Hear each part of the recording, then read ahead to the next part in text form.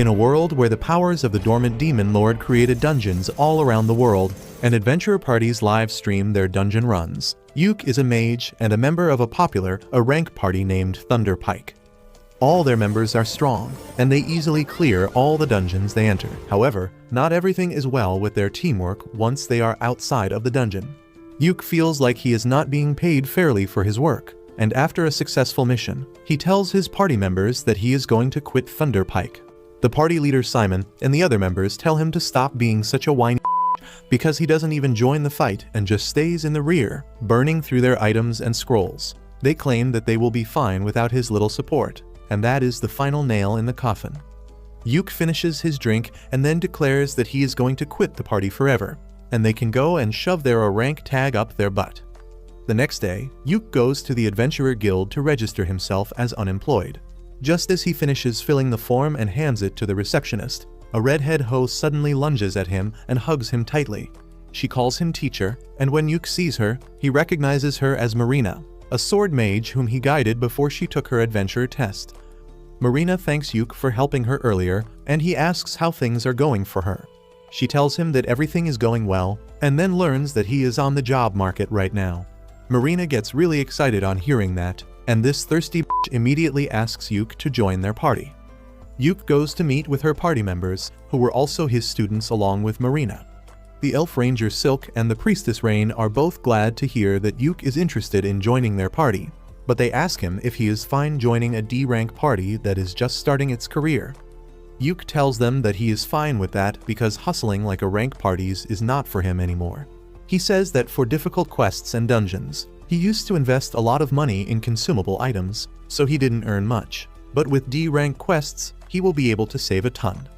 With that, Yuke officially joins their party and learns that the girls were planning to complete a quest to mine some magic iron ore today. They head to the dungeon to mine the magic ore, and Yuke feels nostalgic remembering how his journey began.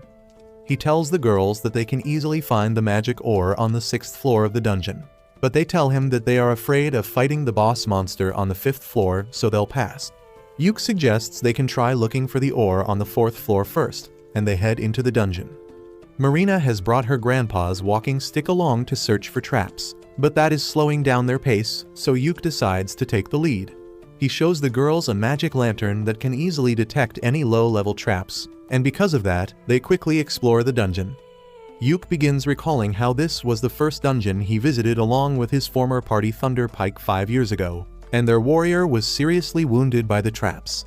Suddenly, he senses a monster and tells the girls to get ready to fight. They reach a room where wolf monkeys are waiting for them. Silk shoots down one of them quickly, and then Marina rushes ahead to deal with the other two. Yuke casts physical enchantment magic on her to greatly improve her abilities, and then snares the monsters to stop them. Marina easily cuts through the two monsters, and she is shocked to realize how easy it was with Yuke's magic. He tells her that he cast 3 types of enchantment spells on her at once, and everyone is impressed because doing 3 spells at once needs a lot of skill. Soon, they reach the entrance of the 2nd floor, and after checking their equipment and stamina, they head downstairs. Suddenly, a group of zombie miners attack them, and it is Rain's turn to deal with them. Silk and Marina try to fight against the zombies to buy time for her to finish her incantation, and Yuke casts a protective spell on everyone so that the zombies can't even come close. This gives Rain enough time to complete her spell, and she blows away all the zombies with her holy magic. Everyone starts praising her, and Yuke remarks that using holy magic on such a scale costs a lot of mana. He uses a skill called Refresh Mana on Rain to charge up her mana reserves, and she is astonished to learn that Yuke can use it. She tells her friends that it is a rare spell that only red mages like Yuke can use, and with just this spell, one can instantly be admitted to an A-rank party. They are all amazed, and Yuke tries acting down to earth by saying that he is nothing special. They walk ahead, and he keeps pouring holy water on the ground so that the zombies don't attack them after being revived. Silk thinks that it is going to be really expensive, and they don't have the budget for that, but Yuke tells her to relax because he brewed it himself. This shocks Rain because Yuke is not even a priest, but he replies that he can use the purified ashes of the zombies to make holy water using alchemy. Soon, they reach the 4th floor, and Yuke says that they can find the magic ore on this floor. But before going any deeper, he wants everyone to rebuild their stamina by eating something.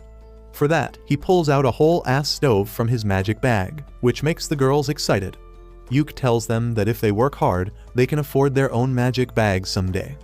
He begins cooking egg and bacon for them and then pulls out a magic pot that magically creates seafood soup for them. The housewife inside Rain gets wetter than the soup itself on seeing a pot that cooks food itself, and Yuk says that he found it in a high-level dungeon and it cost a lot to be repaired. After that, they start eating, and Silk notices that the food has extra mana. Yuk tells her that cooking is basically alchemy, and he put extra effort to empower them for mining the ore later.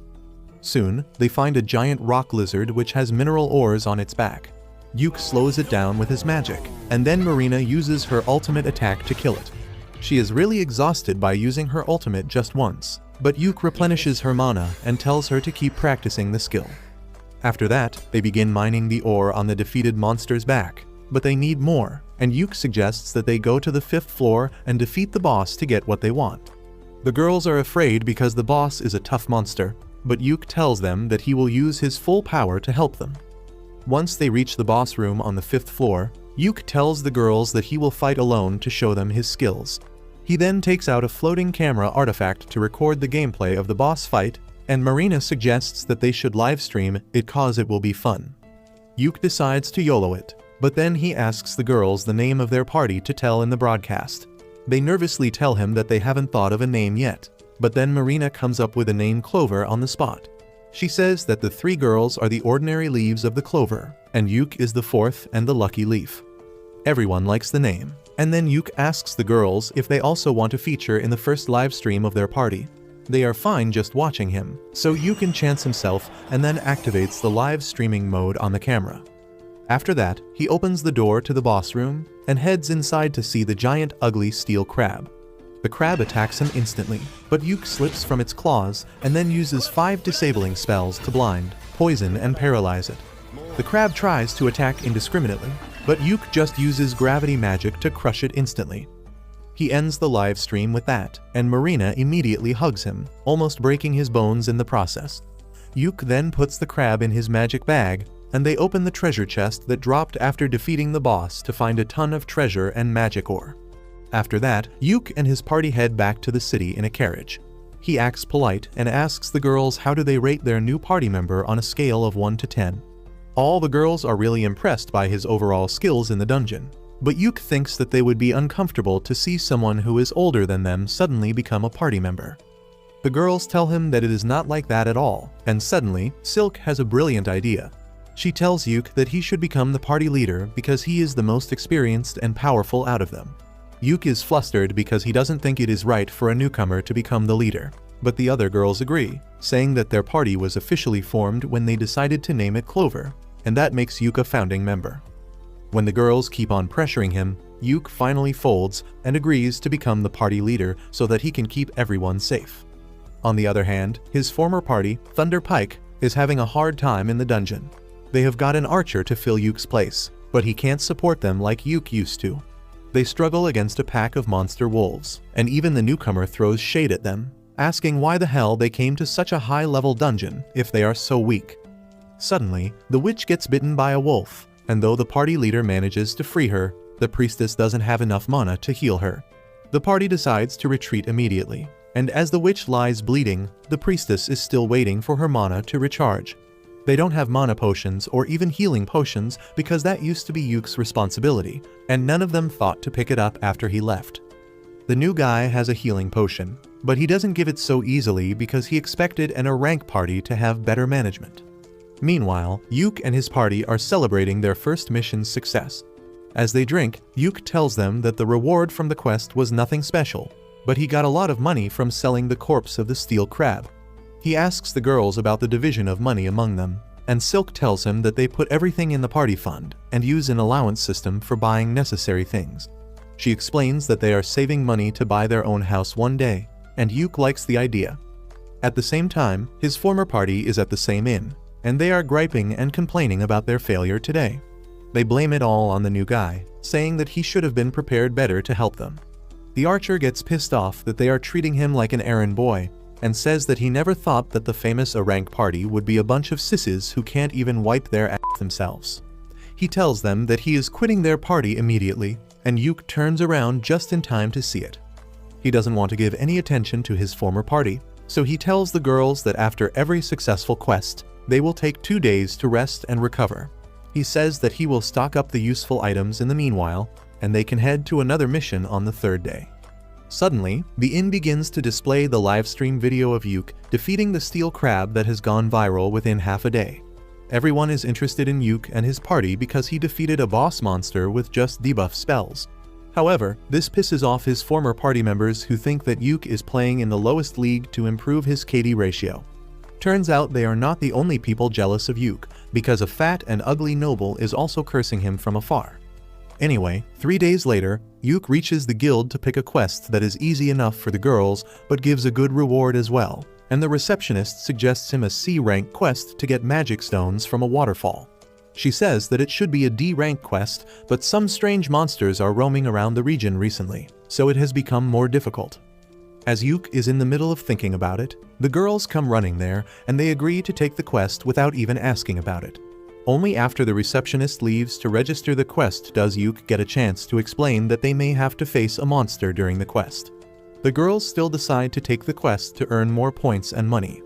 Yuk tells them to get ready and meet him in 30 minutes, and then the receptionist comes with the receipt of the quest.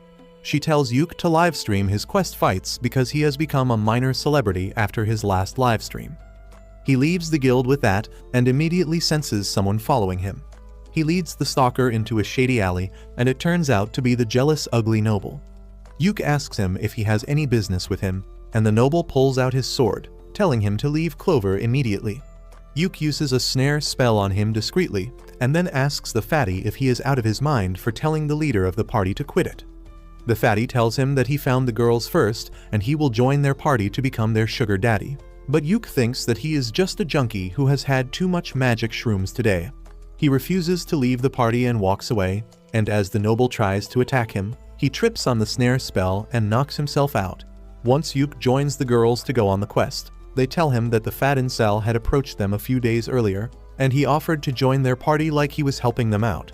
However, his skills were mid, and they decided to ignore him since he wasn't taking no for an answer. Yuk also thinks that the guy must be dumb if he can draw his sword so casually in the streets, and he decides to report him to the guild once they return. After that, Yuk brings up the topic of their quest, and says that while the quest is really simple, they may have to deal with some wild beast-type monster. The girls tell him that they have been to the area around 2 months ago, but they didn't face any monsters back then, and there were no ordinary animals around either. The second part worries Yuk, and he says that the only reason all animals run away from the forest is because of a strong monster. He tells the girls that the monster was present in the forest that time too, but they were lucky enough not to encounter it. He says that as soon as they reach the forest, he will start recording everything, and if they run into the monster, he will live stream it. It will be the best if they win, but if they lose and have to run away, he wants the video to be live so that the guild can see them and send help on time. Soon, they reach the forest and Yuk starts recording as they walk inside.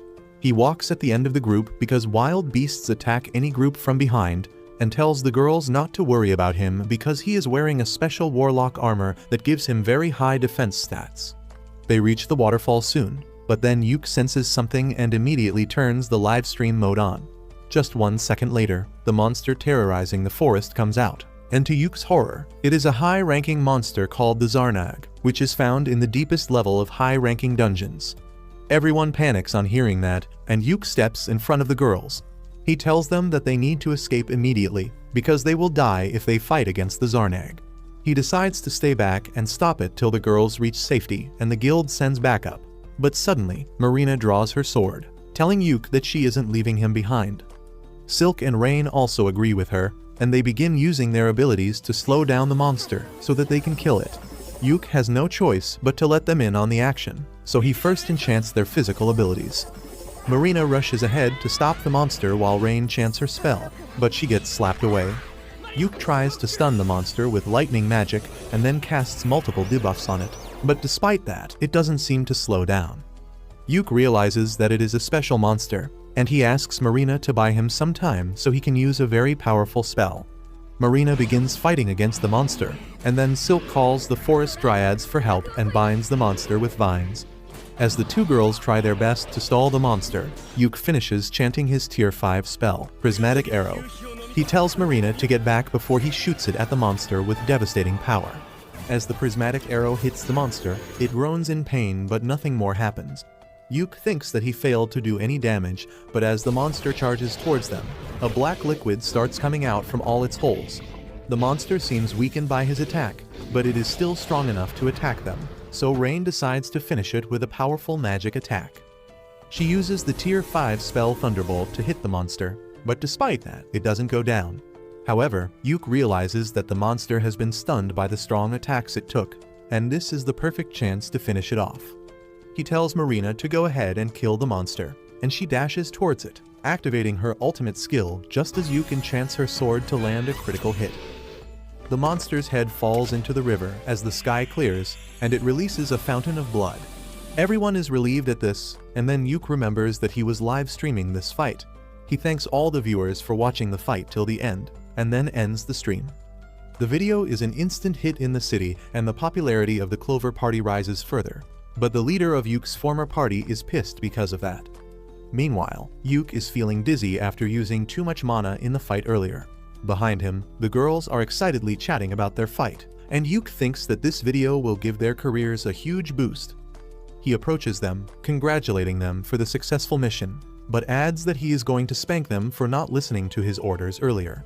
The girls confront him, saying that they are going to lecture him too because he was planning to sacrifice himself just now, and they won't have allowed that to happen in any case. Yuk realizes that this is a 1 versus 3 match and he can't win against the girls, so he says that they will review the mistakes they made later. Soon, they reach the lake where they are supposed to complete their mission, but the girls get in the mood for a swim. Yuk tells them to take a dip in the time he sets up camp. As he hears the girls happily splashing around, he remembers how he was training them to be adventurers just 6 months ago. He kept telling them about the ways in which they could improve themselves and their party, but he always had the feeling that they would make a great team. He is still surprised by the fact that he ended up in the same party as them and thinks that life is too uncertain. A few days later, Yuk and the girls are summoned by the guild master, and the girls are anxious about the meeting. Yuk believes that the guild master wants to talk about the high-level monster they defeated in the forest, because a dangerous quest like that should not have been given to a D-rank party like them. He thinks that normally any guild master would praise them, but he knows the old man in charge of this place is not normal. Just then, Guild Master Benwood arrives there, and he immediately confronts Yuk, telling him that he has really done something troublesome this time. Yuk tells him that it is not his fault, and Benwood sternly asks him to tell him the things that he didn't mention in the report. His tone scares the girls and Yuk lashes out at the old man for intimidating them. However, that was what the Guild Master was waiting for, and he tells Yuk that he should have stopped talking politely earlier if he wanted him to stop acting scary. Benwood then sits down and tells everyone to take a seat too. He asks Yuk to answer his question now, and tell him what he thinks about the monster that he encountered in the forest. Yuk tells him that the signs point to it being an overflow, but not the one you will find on Anime. Benwood grows concerned on hearing that and tells the receptionist to generate an investigation quest. Meanwhile, Marina asks Yuk about overflow, and he explains that it happens when a catalyst causes monsters to come out of dungeons. If things get worse, it can lead to a stampede in which a huge army of monsters destroy everything in their path. The girls are worried to hear that, but Benwood tells them that the guild will handle the investigation. He then bows down to the 4 of them and apologizes for putting them in danger. The girls are taken aback by that and say that they were fine because Yuk was with them. The old man says that he watched the stream and he thinks they are quite skilled too, which is why he is going to promote them to C rank. The girls are delighted to hear that, and then Benwood turns to Yuk to give him another good news. He is being promoted to a rank because the prismatic arrow spell he used during the fight is a new spell he created, and all the guild officers believe that he should be promoted. Yuk can't even process what is happening, but Benwood brings out the promotion documents and tells him to sign it. Later, Yuk and the girls go to the guild inn to celebrate their promotion. Yuk hands over the earnings from the mission to Silk, who finds that the amount is much more than she expected.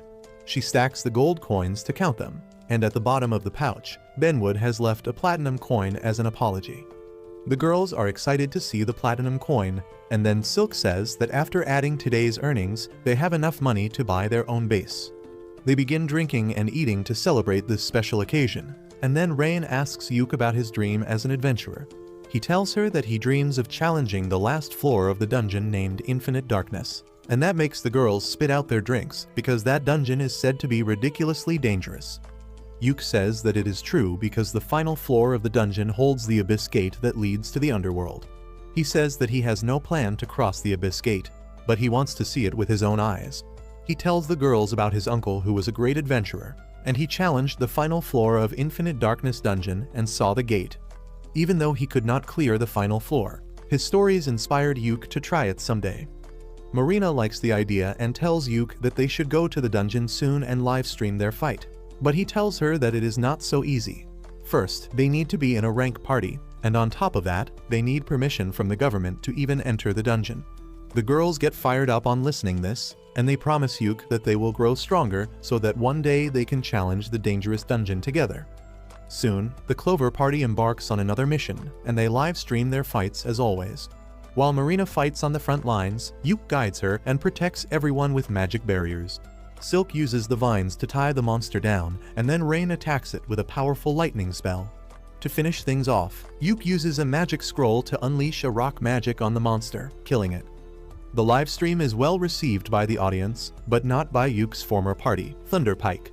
They are jealous of Yuk's success, but more than that, they are concerned about their downfall. They blame it all on the new members who join their party, calling them useless. Moreover, the wizard of their party has been avoiding going out with them lately after she was injured, and she is starting to fall behind when they go on missions. They think that maybe they should get Yuk to join their party again, because when he was with them, they didn't fail their missions so miserably. They think that they should cut the payment of the wizard girl because she is becoming useless and give a bit more money to Yuk so that he doesn't have a problem returning to their party. Meanwhile, Yuk and the girls return to the city from their mission, and they are shocked to see Thunderpike's leader Simon waiting for them at the door. Yuk is taken aback to see him, and he tells the girls to go and report to the receptionist while he deals with this. The girls go inside quietly, and then Yuk asks Simon what the hell does he want. Simon invites him to talk over a drink, but Yuk refuses, saying that he is tired because of the quest. He begins walking inside, but Simon stops him, telling him to come back to Thunderpike. Marina and others are eagerly listening to this conversation from the other side of the door, and they get worried as Simon reminds Yuk about their long-lasting friendship and their dream of challenging the Abyss Gate together. He says that Yuk will need to be in a rank party to even try that, and that is why he should rejoin Thunderpike. However, Yuk slaps his hand away, telling him that he is the leader of Team Clover and he is not going to leave them. This pisses Simon off, and he tries gaslighting Yuk into taking the blame for Thunderpike's failure after he left.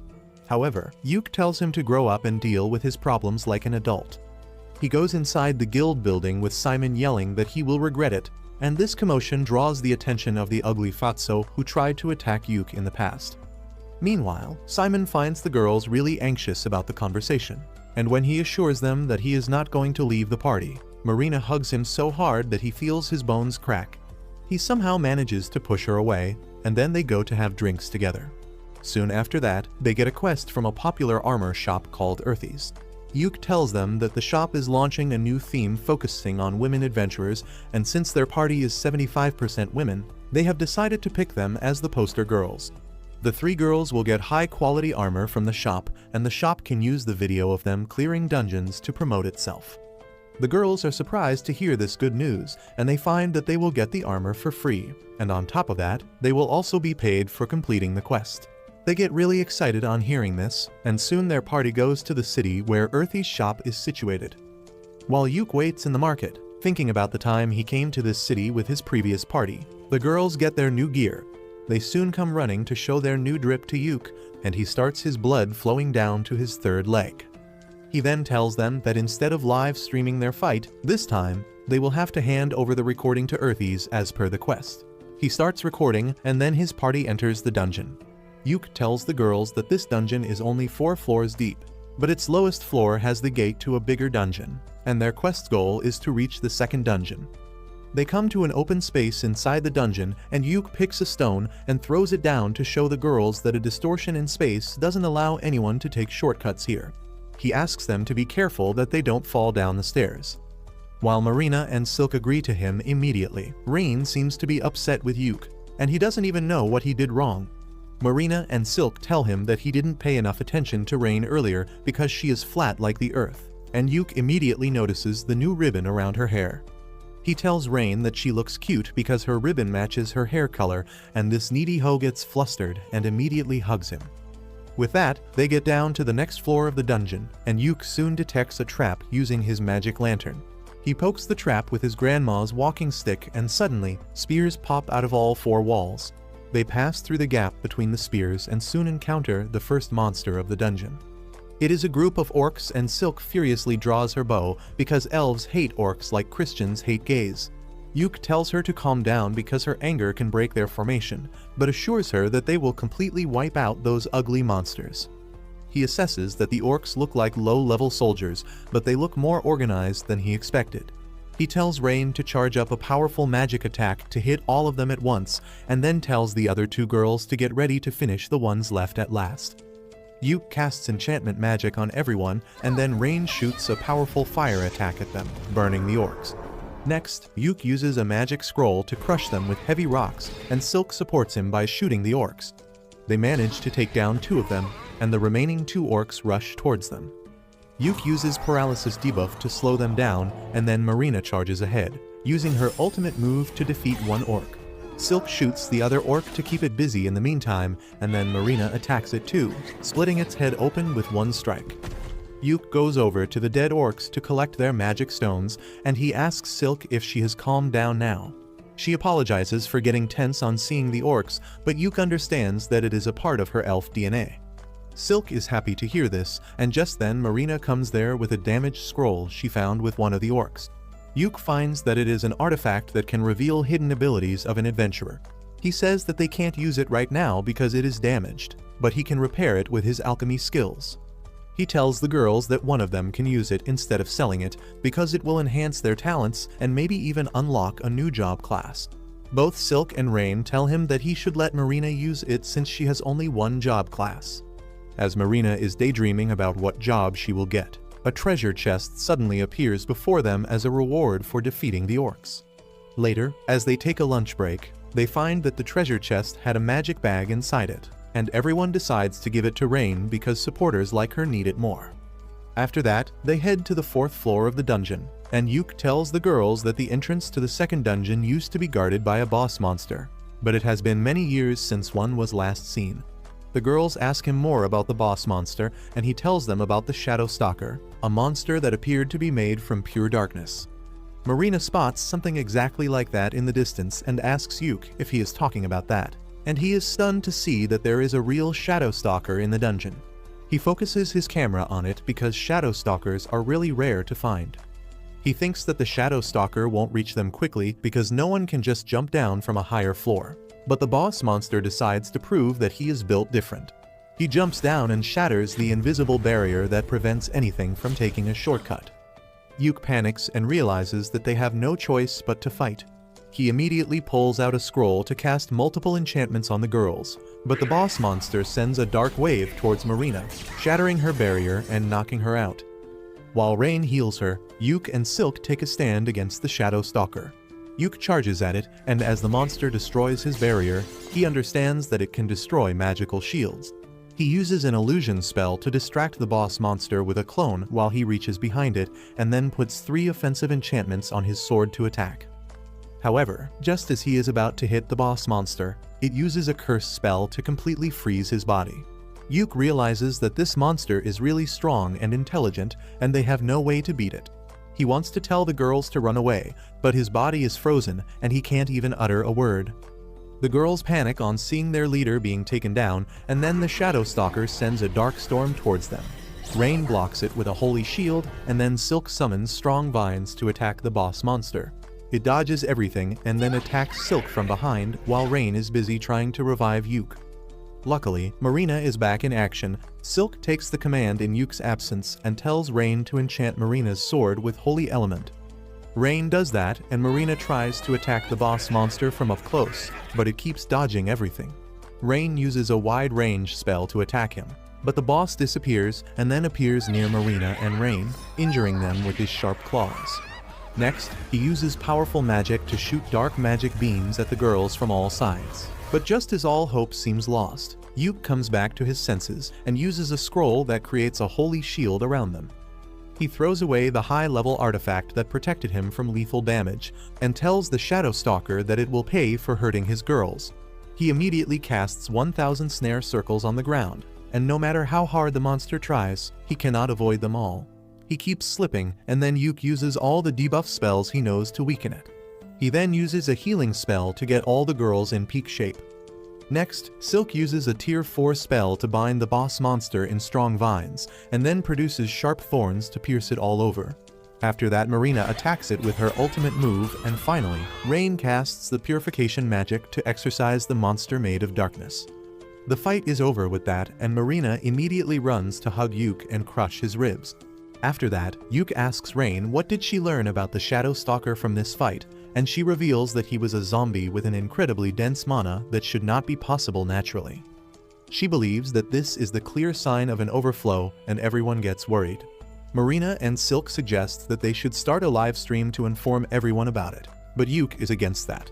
He says that they are wearing armor that has not been made public yet, so if they reveal it without the permission of their client, it would be problematic. He thinks that they should just reach the second dungeon and complete their quest so that they can inform the guild about it quickly. He starts moving ahead, but Rain stops him and heals the injury on his face before they continue their quest. They soon come to the gate to the second dungeon and end their mission by touching it. Later, they return to the city, and Yuk reports to the guild about the existence of the Shadow Stalker. He comes out to tell the girls that they can be interviewed later, so they will stay in this city for a few more days. They are really excited to hear that and tell Yuk that they should go sightseeing in their free time, and he gladly agrees. On the other side, Yuk's former party, Thunder Pike, is having a hard time ever since he left. They complain about eating dried food because when Yuk was with them, they could eat something new each time because of his magic pot. They aren't really cooperating well with each other as well and leaving important things to the healer and the magician. On top of that, the magician is being treated like an errand girl, and everyone tells her to learn some useful skills because she is too weak and can't contribute much to the fight. Anyway, she turns on the live stream before their party heads into the dungeon, but within a couple of hours, they return to the guild after failing the mission. The receptionist smiles as she tells them that they have been failing a lot recently, and if that continues, they might get demoted. This infuriates Simon, but the receptionist stands on business and tells him to take easier jobs to save his party's name. After that, they start drinking and eating, and the magician girl Jamie sits at a separate table. The big warrior is furious that the receptionist talked about demoting them, but Simon says that she was right because they can't take high-level quests with just the 4 of them.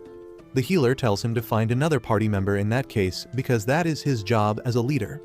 The 3 of them quickly come to the conclusion that they need Yuk back in their team at all costs, but they don't know what they can do to make him come back.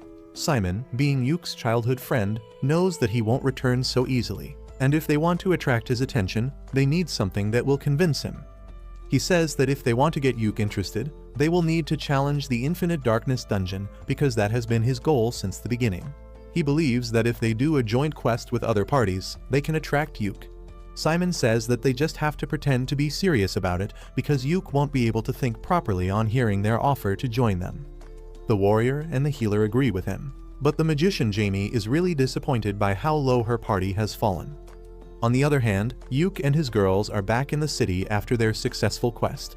As they take a stroll through the market, everyone recognizes the girls because they were in the ad video released by the popular armor brand Earthies, but some butthurt men are jealous of them as well.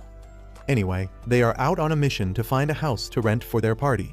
Their broker takes them to a house in the suburbs first, but Yuk turns it down because it doesn't look too safe for women. Next, the agent takes them to another house, and everyone thinks that it is better than the previous one. Yuk asks the agent to keep it on hold for them, and he says that he has one last option to show them. He takes them to the last house, but Yuk gets nervous as they get close because Thunder Pike's base is also in this region. On hearing this, all the girls decide that they don't even need to see the third property because they don't want a bunch of assholes to be their neighbors. With that, they buy the second house and their stuff is moved in soon as well. Yuk asks the girls if they have decided on their rooms because they should sort out their stuff quickly, and they say that they were just thinking about it. Silk asks Yuk which room does he want, and he gets confused because he wasn't planning on staying with them. He tries to tell them that it is not a good idea because he is a man after all, but the girls laugh at this incel who gets uncomfortable at the mere thought of sharing a house with 3 girls. Marina tells him that this is their party base, so all of them should stay together, and no one will mind if he accidentally walks in on them while they are taking showers or getting stuck in the washing machine. Yuk tells them that he has no desire to see their thottery and asks them to keep their doors locked all the times because they should not trust any man, not even him. With that, they settle into their new house, and Yuk even buys a 64-inch OLED television so that they can watch their recorded videos in 4K. The girls thank him for the gift, and they make a toast to celebrate buying their own base. As they start drinking, Rain's gaze becomes glued to the TV, and when Yuk looks at the screen, he sees his former party declaring that they are going to take on the Infinite Darkness dungeon. There are going to be more high-level parties with them on the quest to investigate the dungeon, and even the kingdom has given them the permission to enter. Yuk is stunned to hear this, and his girls try to comfort him. He tells them that he doesn't have any FOMO because the dungeon is going to be there even after this mission. He says that he wants to explore the bottom floor of the dungeon and reach the Abyss Gate, but now he wants to do it with his girls. He tells them that they don't need to worry about anything, because they will reach the dungeon one day, and then they will live stream their greatest adventure. As they start eating and drinking again, a letter slips in through the door and Yuk finds that it is from the guild. He goes there immediately, and the receptionist gives him an invitation letter from Thunder Pike, who wants him to join their party for the exploration of the Infinite Darkness dungeon. They promise to make him a permanent member after the quest, but Yuk wants nothing from them, and he asks the receptionist to reject the invitation on his behalf. After that, Yuk and Rain go grocery shopping, but Simon finds them there. He is furious because Yuk denied the invitation to join their party and asks if he has forgotten his dream to explore the dungeon. Yuk remains calm and tells him that he is proud that his former party is going to explore the hardest dungeon and wishes him all the best. Simon loses his cool and says that their plan needs him to be in the party, but Yuk refuses again. Simon tries to intimidate him by shouting, but Yuk tells him to use his brain for once. He reminds him that sending a request to someone who is already in a party is considered bad manners, and he is free to refuse any requests. The asshole knight blames Yuk for everything their party has gone through after he left, but that was the final straw. Yuk can't take it anymore and tells him that leaving the party was the best decision he ever made. He begins yelling at Simon, reminding that he dumped all the tasks that didn't involve fighting on him. He says that the party had it really easy because he was doing all the important work, but they never valued his contribution. Simon is taken aback by his rage, but then Rain holds Yuk's hand, calming him down. Simon tries to convince Yuk to return, promising that things will be different this time, but Yuk replies that it is too late. He says that he is going to stick with his party Clover, and whatever happens to Thunder Pike doesn't concern him. Yuk walks away holding Rain's hand and Simon curses him, saying that they will manage it even without him. 2 weeks later, Yuk is summoned by the guild master who tells him about the abnormalities in dungeons all around the region, which clearly signals a stampede. The guild master says that even the royal scholars think the same, and the reason they gave permission to investigate the Infinite Darkness dungeon was because of this. Yuk realizes that the situation is a lot more serious than he thought, and then the guildmaster says that he has a quest for his party. He wants them to investigate the Infinite Darkness dungeon, and Yuk immediately shoots down the idea because it is too dangerous. He says that Thunder Pike and other A-rank parties are strong enough to do the quest on their own, but the guildmaster informs him that 2 of the parties, including Thunder Pike, have backed out. He then gives Yuk a report about the only recorded log of the Infinite Darkness dungeon, reminding him of his dream to reach the bottom of the dungeon. The guildmaster tells him that they need someone as skilled and resourceful as him to take charge of this investigation.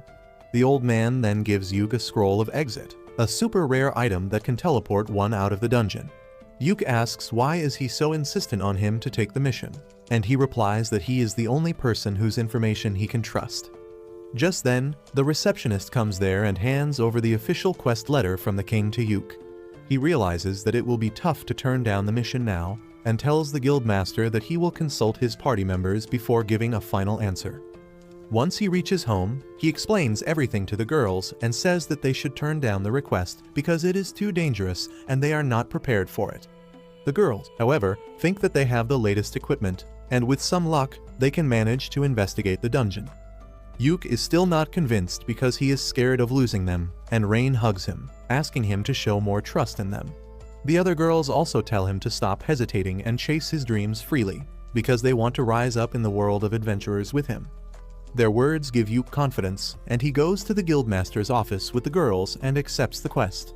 He says that they might need another party member to fill in the role of a scout, and the guildmaster says that he has already prepared for that.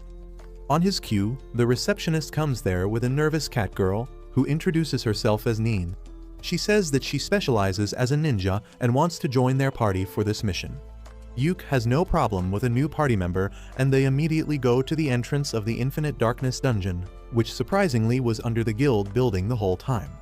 The receptionist tells them that the guild building was made on top of the dungeon entrance to hide it from the world. The guild master tells Yuk that initially, there were 3 rank parties that were going to enter the dungeon, but 2 of them backed out. Yuk's former party, Thunder Party, is the only one left, and right now, they are inside the dungeon, but their sponsors are not happy with them. The guild master then tells him to be careful on the mission and wishes him all the best. Yuk checks his party's status and finds that all of them are fully prepared to enter the dungeon. With that, the entrance to the dungeon is opened, and Yuk starts the live stream before heading inside. The space inside the dungeon is warped with irregular gravity, but the party is able to walk through the passageway without difficulty. The cat girl Neen uses a magic lantern to check for any traps and a magic compass to find the direction. She finds no traps nearby, so she decides to go ahead and scout the area on her own before everyone else can catch up. In the meantime, the girls ask Yuk how is he feeling after coming to the Infinite Darkness dungeon that he has always dreamt of. Yuk tells them that it isn't as emotional or thrilling as he imagined, but Silk says that she is feeling quite excited. She says that her main reason to start adventuring was money, but when she heard Yuk talking about his dreams so passionately, she changed her mindset. That is why she feels really excited to be standing in this dungeon alongside Yuk, because he is very close to fulfilling his dream. Yuk is glad to hear that, and just then, Neen returns with her report. She found nothing dangerous on the first floor and even located the entrance to the first floor. But it is even more weird. There is a sunken ship in the middle of a forest on the first floor, and Yuk keeps looking around for anything more suspicious or out of place. He tells the girls that Thunder Pike has already reached the 8th floor of the dungeon. Marina says it is too slow because they started their journey 2 weeks ago. Yuk says that their pace is going to be even slower because they just have to investigate the dungeon for any odd thing. They are going to live stream everything so that the scholars at the Royal Academy can locate any problems or suspicious things. Just then, Neen stops everyone because her magic mirror shows her that a monster is nearby and they can't avoid it. They soon come across the monster, and Yuk asks Rain to hit it with a compact offensive spell and Silk to aim for its head. He then pulls a huge crossbow out of his and gives it to Marina so that she can attack the monster from a distance as well. Rain starts chanting a powerful spell, and while she takes her time, Yuk uses his special magic prismatic missile to hit the shark-headed monster. That doesn't do much damage, and the monster starts coming towards them, so Marina shoots it with her crossbow, piercing its chest. The monster gets furious because of this, and then Rain hits it with a fire spell, setting it ablaze. The monster is still standing, so Silk shoots 3 arrows at it. Seeing that it is still struggling to stay upright, Yuk gets in front of the girls to protect them, but after a few seconds, the monster finally falls down. Neen is impressed because she didn't even get to show her skills, and on top of that, she saw the unique spell that made Yuk famous. After that, they reach the safe zone and Yuk pauses the live stream while everyone rests and recovers their strength. Next, Yuk shifts everyone's attention to the treasure chest in front of them and suggests that they should open it off camera to avoid any controversies. He asks Neen to show her thief skills, and she begins poking around the keyhole to locate any traps. She finds a simple trap inside and easily deactivates it before opening the chest that is loaded with jewels. The girls start drooling on seeing so many jewels, and Yuk asks Silk to store all of them. Once she is done, he decides to inspect whatever is left in the treasure. He finds a ring artifact and a black cube artifact, which he can't analyze or understand. He tells the girls that it seems that the artifact is a baby that doesn't even know what it is. The girls get excited on hearing that the artifact is a baby, and both Marina and Rain want it. Yuk tells them that they will need to run it by the guild master to know what it is first, but he is sure that it is something rare. He then asks Rain to show her and then puts the ring he just found on her ring finger because it fits perfectly. He tells her that she should use this ring that can stabilize her mind, but when he looks at her, he finds that he has destroyed her mental balance by his actions. Rain is blushing like crazy because Yuke essentially proposed to her, and now she has no problem with giving the black box to Marina. They resume their exploration with that, and Nin uses the magic compass that detects the flow of air to find the entrance to the second floor. Once they reach the safe zone on the second floor, Yuke asks the girls what they think was odd about this dungeon. They tell him that the way the scenery changes constantly was odd, and other than that, only the shark-headed monster seemed out of place. Yuke agrees and adds that the treasure chest they found on the first floor was also unusual, because treasure chests are normally found in floors that are more difficult.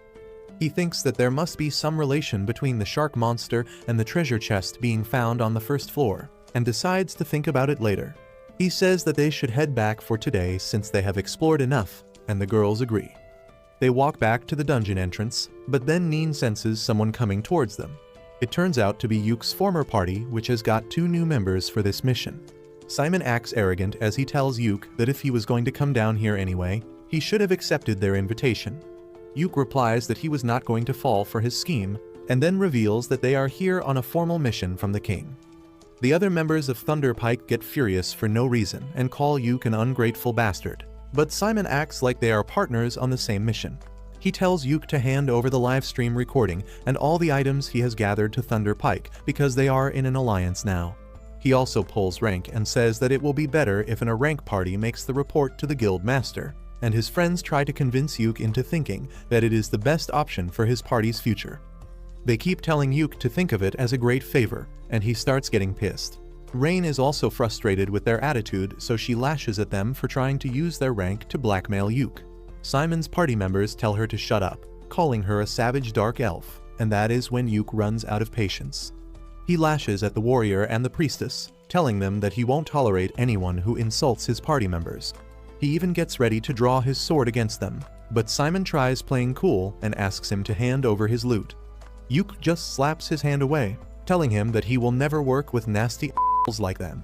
He leaves Simon and others shocked with his response as he tells his girls that they should return to the surface. This entire conversation was live streamed, and everyone who watched it thinks that it will cause a big problem soon. Well, it does cause a big problem, and not for Yuke's party but for Thunder Pike.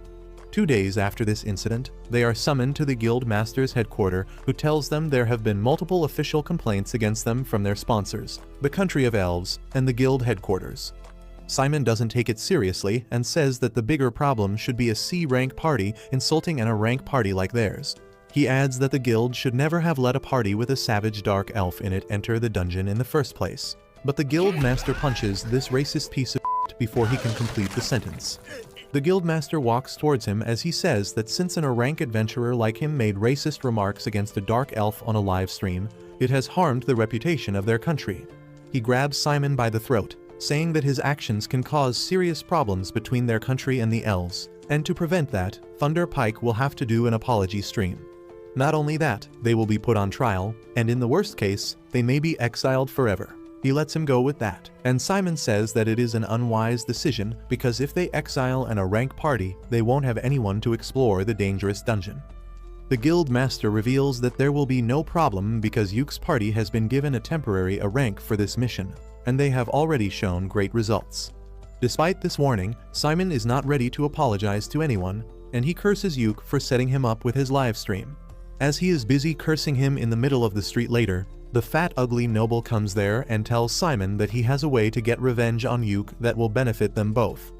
On the other hand, Marina approaches Yuke because she has figured out the use of the black box artifact. Yuke is eager to learn how a dumb like her could discover it, and Marina replies that after she spent enough time with the box, the idea came to her naturally. However, she can't use it by herself, and she needs Yuke's help to fully activate the artifact. He thinks that it needs a touch of his alchemy skills, but instead, Marina just asks him to hold the box and think about her. Yuke thinks about Marina as a fighter, and suddenly, the black box transforms into a special sword designed just for her. Marina is overjoyed to see the sword, but Yuke doesn't even understand what is happening. Marina refuses to explain things to him and just says that the black box was like a baby. and it needed a mom and a dad before it could start functioning. Yuk gets embarrassed on hearing that, while this psycho bitch starts cuddling with the sword itself. The next day, Yuk and the Clover Party go to the Infinite Darkness dungeon again, and he turns the live stream on in advance. He then tells the girls that their mission for today is to reach the stairs in the 3rd floor of the dungeon, and they will decide whether to explore more or return based on what they find there. They quickly cross the 1st floor without issues and then reach the 2nd floor, which is much different than they expected. It is a vast grassy plain, and even the sky is there despite them being inside the dungeon. Everyone is left astonished by this sight, but Yuk tells them to take a deep breath and calm themselves. He says that there are records of some dungeon floors copying the outside world, but they are always found deeper than the 20th floor. He wonders if this floor is like the outside world because the dungeon layout changed, or if the lower floors of the dungeon are moving upwards because of some irregularity. No one has any answer to that yet, and Yuk decides to find more about the floor first. He asks Nin to do her thing, but her compass that tells the wind direction is not working because the wind here is too strong. Rain suggests that she can use her telescopic eye spell to scan the area quickly, and Yuk tells her to go ahead. This thirsty hoe climbs on his shoulders, and he begins melting under her thick thighs.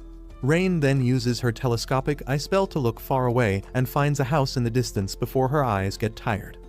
Yuk decides to check the house out, and on the way, he tells the girls that ruins are commonly found in dungeons, but a complete house appearing is a really suspicious thing. Moreover, he is worried about the sun in the sky. He believes that it is some sort of artifact that is giving them light and heat, but if it is designed to work like the real sun, it may set when night arrives. He thinks that it may be one of the dungeon floor mechanisms, and suggests that they take action while the sun is still shining. Soon, they reach the house and surprisingly, it looks newly built. Rain can't sense any mana coming from it, but Yuk refuses to believe that it is a normal house. Suddenly, the house door opens and an old woman comes out holding a tray with tea and pumpkin pie. She treats Yuk and the girls as guests and asks them to come and have tea with her, but they are incredibly alert now.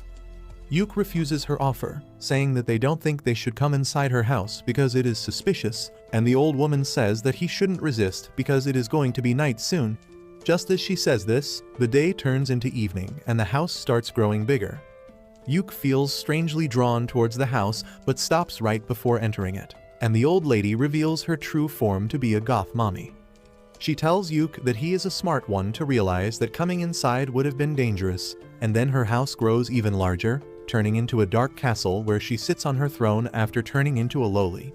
Yuk realizes that the woman in front of them is Persephone, the ruler of the underworld. Persephone is again impressed by how smart he is, and says that she is going to trap his soul and that of his friends for her entertainment till eternity, and they can't do anything about it. Yuk suddenly kneels before her, respectfully greeting her and saying that he will meet her again when his time comes, but not today. Persephone reluctantly takes his word, but she puts a curse mark on him to always remind of his promise. With that, Yuk tells the girls to run back to the 1st floor immediately and uses physical enchantment magic, allowing them to reach the safe zone before the dark mist of the castle catches them. Yuk ends the livestream and his girls give him a mirror so that he can see the curse mark on his face. Rain examines it and finds that it is way beyond her level, and Yuk tells her that he will hit the temple as soon as they reach home to do something about it. They begin having lunch with that, and Yuk tells the girls that they were just in Persephone's territory, which is mentioned in the old myths where daytime is just like Earth, full of life, but when night comes, it becomes the underworld and everything reverses.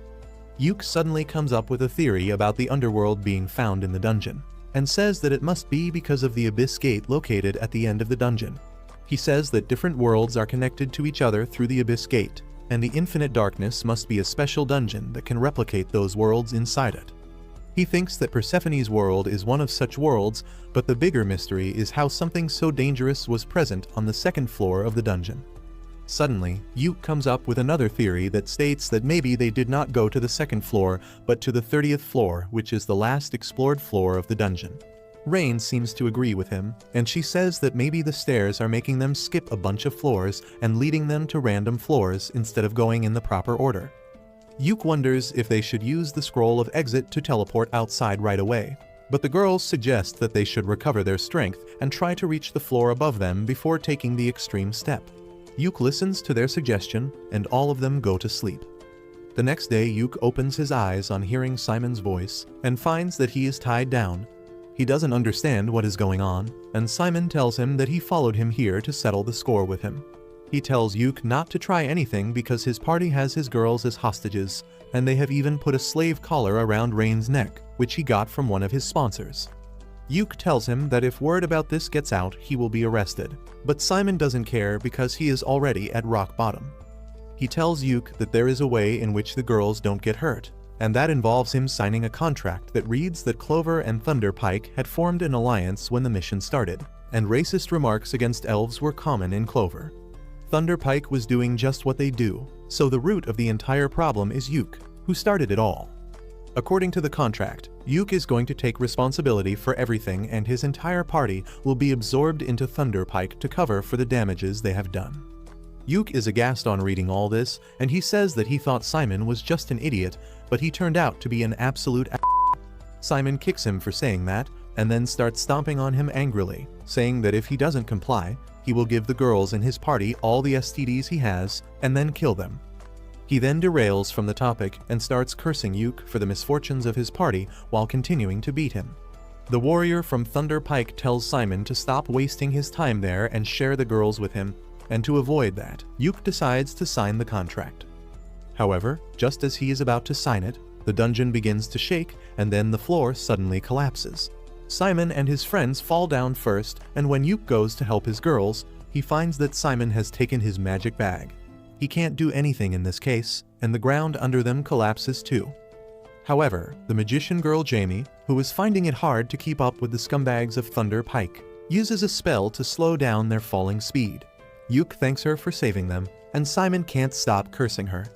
Just then, a huge horde of orcs come out and Jamie immediately gives Simon his magic bag before waking up and freeing his girls. Simon uses a scroll to keep the orcs away, and then decides to use the scroll of exit to get out. He asks Jamie to bring Simon and others in range as well, and she asks if he is sure about it after all they did to him. Yuke says that the law will decide what to do with them, but Simon has other plans. He takes Rain hostage and tells Yuke to save him if he wants to see the girl. The orcs start attacking them and Marina and other girls hold them off. Simon once again tells Yuke to save him, but then Jamie tackles him from behind, letting Rain get away. Simon kicks her and then starts walking towards Yuke like a deranged lunatic, even abandoning his party members who can't move. Jamie shoots a magic bullet at his knee to stop him from hurting Yuke anymore. Yuke asks her to come now, but she refuses, deciding to accept her fate with her old party instead. Simon tries ordering Rain through the slave collar to obey him, but Yuke teleports his party away before that. Simon gets frustrated and desperate because of this, and he decides to put forbidden muscle juice into his body to fight against the orcs who are gathering around him. Soon, Yuke and his party reach their home and they find a recording stone left in Yuke's bag. It contains a message from Jamie, who just wants to apologize to Yuke for everything. She says that Yuke always arranged a necessary medicine for her sick brother, and she kept pestering him to give it to her for free without knowing how expensive it was. She feels pathetic about it, and says that she learnt Yuke's value only after he left her party. She thinks that if she had apologized to him sincerely earlier, he might have forgiven her and even let her join his party. Now, she thinks it is too late for anything like that, and that is why she is recording this message to make up for her past actions. Suddenly, Simon yells her name, and she abruptly ends the recording, but not before revealing that the list of the evil deeds of Thunderpike are recorded on the magic stone. Yuke feels terrible on seeing the message because after everything Jamie did to make sure he escaped the dungeon unharmed, he left her behind to die. Rain tries comforting him, saying that they had no other option, and then the guildmaster tells them that he just got a distress message from the Infinite Darkness dungeon. He plays the message on the TV, and it is just a voice note from Jamie saying that the dungeon is in a bad shape and the floors are falling apart. The guildmaster says that they are wondering if they should send a rescue team or not, and Yuke suddenly volunteers to go in and save Jamie. He asks the guildmaster to find another scroll of exit, but the old man tells him that he will be the one to decide if it is worth sending a rescue mission. He leaves the room with that, and Yuke tells his girls that he will go in alone to save Jamie, but the girls tell him that they too owe their life to Jamie, so they will come along. Yuke then decides to do something about the slave collar around Rain's neck, and he recites an unknown spell to deactivate the collar. Everyone is surprised to see this, and Rain says that she has never heard of a spell like this.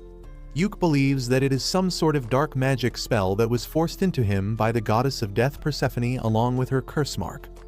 While the girls are worried about him, Yuk thinks it is a good thing that he got the attention of the goddess of death. With that out of the way, he starts planning the rescue mission, when someone suddenly starts knocking at his door quite violently. Yuk opens the door and finds the fat, ugly noble there, who tells him that he should have opened the door quickly for his master. Yuk tells him to get the hell away from his home, and when the man tries punching him, he just kicks him where it hurts the most. His guards try to attack Yuk, but Marina and Neen quickly knock them out. The incel is shocked to see that the girls can still go against his orders because he is sure that Simon put the slave collar around Rain. He takes out the remote control and starts calling for Rain, and she soon arrives at the doorstep. The incel gets happy, thinking that she is obeying him, but Rain hits him in the face with a crowbar, knocking him down. Rain agrees to let the bastard live because of that, but she puts the slave collar around his neck and takes the remote control from him, telling him that if he tries approaching her ever again, he will die in the most painful and embarrassing manner imaginable. The incel tries explaining himself to her, but she just stands by Yuk and holds his hand, saying that she belongs to him now. Even Yuk is surprised to hear this, but he decides to make sure that the fatty never even comes near Rain again. He walks up to him and uses a dark spell that will make his blood literally boil till he dies if he comes close to Rain. The fatty freaks out on hearing that, and then Yuk asks Marina and others to hand him over to the guards. Later that evening, Yuk and the girls have made all the preparations for the dungeon run, but they are still missing the scroll of exit, which is the most important item. Yuk fears that the guildmaster might not find another one in time because they are so rare, when a veteran adventurer named Lucent knocks on his door. He is there to give Yuk a scroll of exit, because he believes that rescuing friends from danger is one of the most important duties of an adventurer. With the scroll in his bag, Yuk decides to enter the dungeon again, despite the guildmaster telling him that the dungeon is going to be sealed by royal orders, and he will be punished for entering it. The old man asks Yuk if he even knows how to find Jamie in there, and he explains the theory that the stairways lead to different worlds, which are affected by the subconscious thoughts of the adventurer. The guildmaster and the receptionist remember their glory days when they raided the dungeon, and Yuk's theory makes sense to them. They tell Yuk all the best for his mission, and he just asks them to start preparing for a welcome party. With that, Yuk and his party enter infinite darkness, and they immediately run into some monsters. With Yuk backing the girls with support magic, they manage to defeat them quickly and reach the safe zone. As they walk down the stairs, Yuk keeps thinking about saving Jamie, and his trick works because the second floor turns out to be a terribly damaged copy of their city. Neen finds a blood trail, and they immediately follow it in hopes that Jamie is still alive. They find her unconscious near her apartment, but then, to their utter surprise, Simon comes out and tells Yuk that he was going to come looking for him anyway. Yuk can't believe that Simon is still alive, but Silk tells him that he is not. She can sense a dark and twisted mana coming out of his body, just like she felt from the Shadow Stalker, and she is certain that he is a zombie. Yuk finally understands that the fat incel must have given Simon a powerful artifact that turned him into a zombie so that he could still keep fighting even after his death. Simon tells Yuk that he will make him pay for everything he has done, and releases a powerful wave of dark energy, and Marina immediately charges ahead to face him. Yuk quickly buffs her, and she manages to cut off Simon's arm before retreating. However, that is pointless because he immediately grows it back. He then releases another burst of dark energy towards Yuk, who uses a scroll to create a holy magic shield. Simon immediately charges towards him for close combat, but Yuk dodges his attack and tries to snare him, but that doesn't work. In the meantime, Silk and Rain use their magic spells to trap Simon, but he easily destroys them with his dark magic.